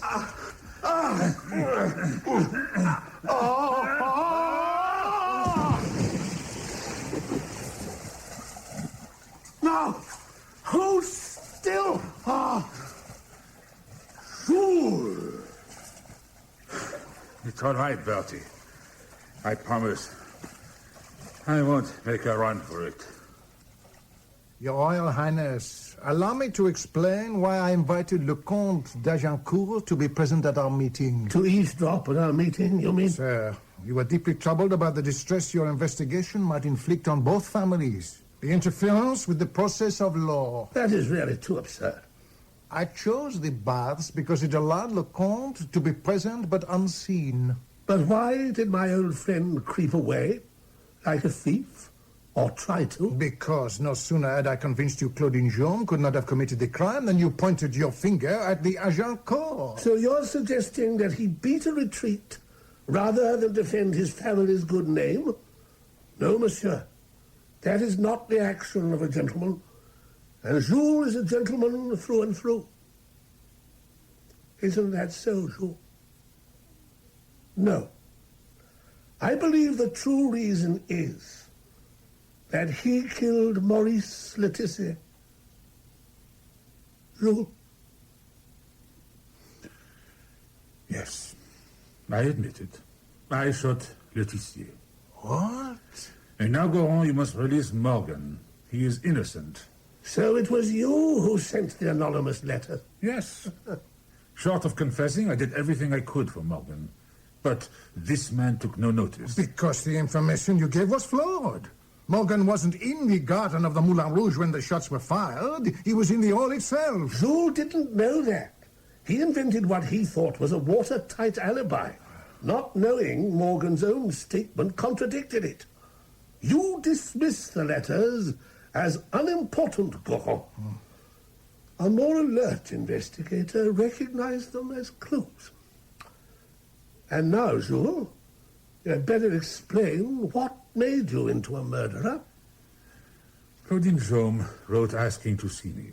We met, and she told me about her affair de coeur with Maurice, her unsuccessful attempts to persuade him to acknowledge his child. When the child became sick, Claudine went to see Maurice to appeal for money to pay a doctor. He sent her away without a sou. So now she was asking for my help. I did what I could, but tragically, too late. Did you confront Laetitia? Of course. I told him frankly that he should have helped the girl, that he was honor-bound to make provision for his child. His reply was that Claudine was lying, that he had never been intimate with her. I didn't believe him, Bertie. And if he was prepared to lie to me over this matter, I didn't want him marrying my daughter. What was his answer? He said if I cancelled the engagement, muddied his reputation, he would muddy Rosine's. Well, you know how scandal spreads, Bertie. He fully intended to ruin her life if I intervened. I couldn't allow it. I had to kill him. The rest we know, except why you put the gun into Valentin's overcoat. I just didn't think ahead. After I'd shot him, I realized that any of us might be served for a weapon. Valentin's coat was the only hiding place I could find. It didn't occur to me that he would collect it while we were still in the room. Jules d'Agincourt went to the guillotine like a gentleman. And I rather wished I'd left the Sûreté floundering in its own incompetence. But then, an innocent man would have been executed. A year later, Sarah was in London. I was resigned to hearing in detail over tea at Claridge's how her tour had gone. But she had more intriguing news to impart. Oh, that dreadful Rosine d'Agincourt. What's she done? Married that artist fellow I saved for the guillotine? No. She's married an American millionaire. Maybe Morgan should find someone his own age. He has. The gossip is he's moved in with Juliette d'Agincourt. Juliette? But she hated him. Well, with Jules gone, I'm sure he'll earn his keep. It still seems damned insensitive. Poor old Jules. He deserved better from his family after the dignity he showed. Right to the end.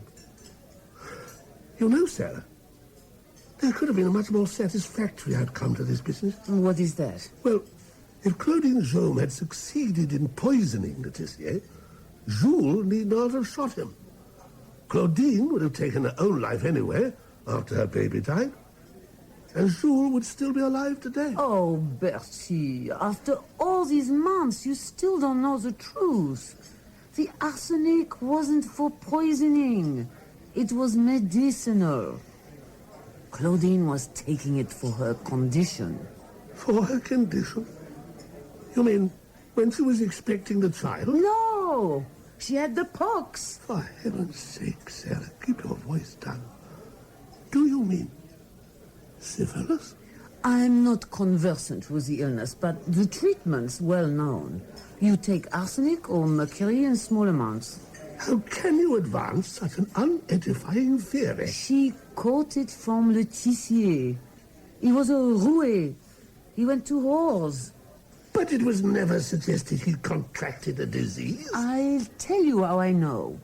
You remember the bottle of Van Sweeten's liquor we found in his lodgings? Of course. Well, as I've discovered, it is the remedy for chronic syphilis. Oh? Claudine, on the other hand, favored arsenic.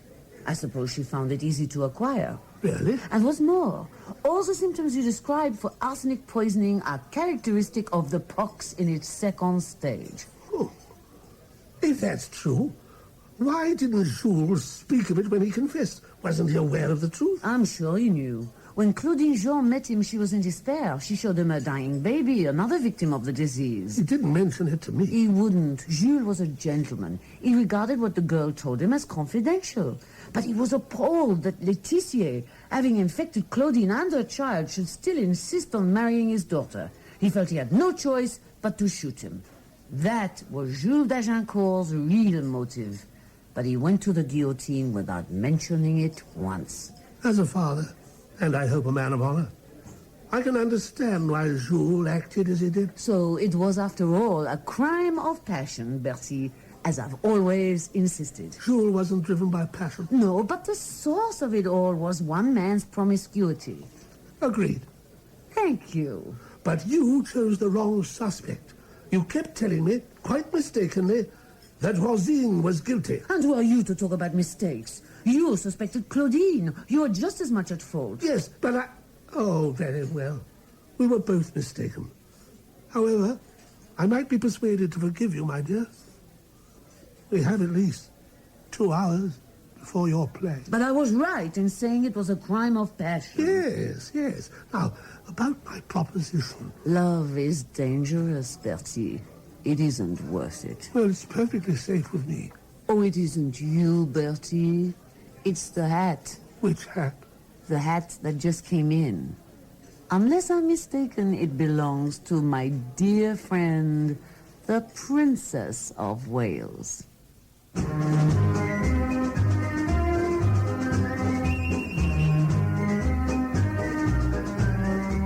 In Bertie and the Crime of Passion, Robert Lang played Bertie, Jane Lapotaire, Sarah, Olivier Pierre, Jules, Geoffrey Whitehead, Gohan, Paul Jenkins, Tristan, Daniel Philpott, Jacques and Mustafa, Stephen Critchlow, the registrar, and Tessa Worsley, the landlady. The director was Matthew Walters.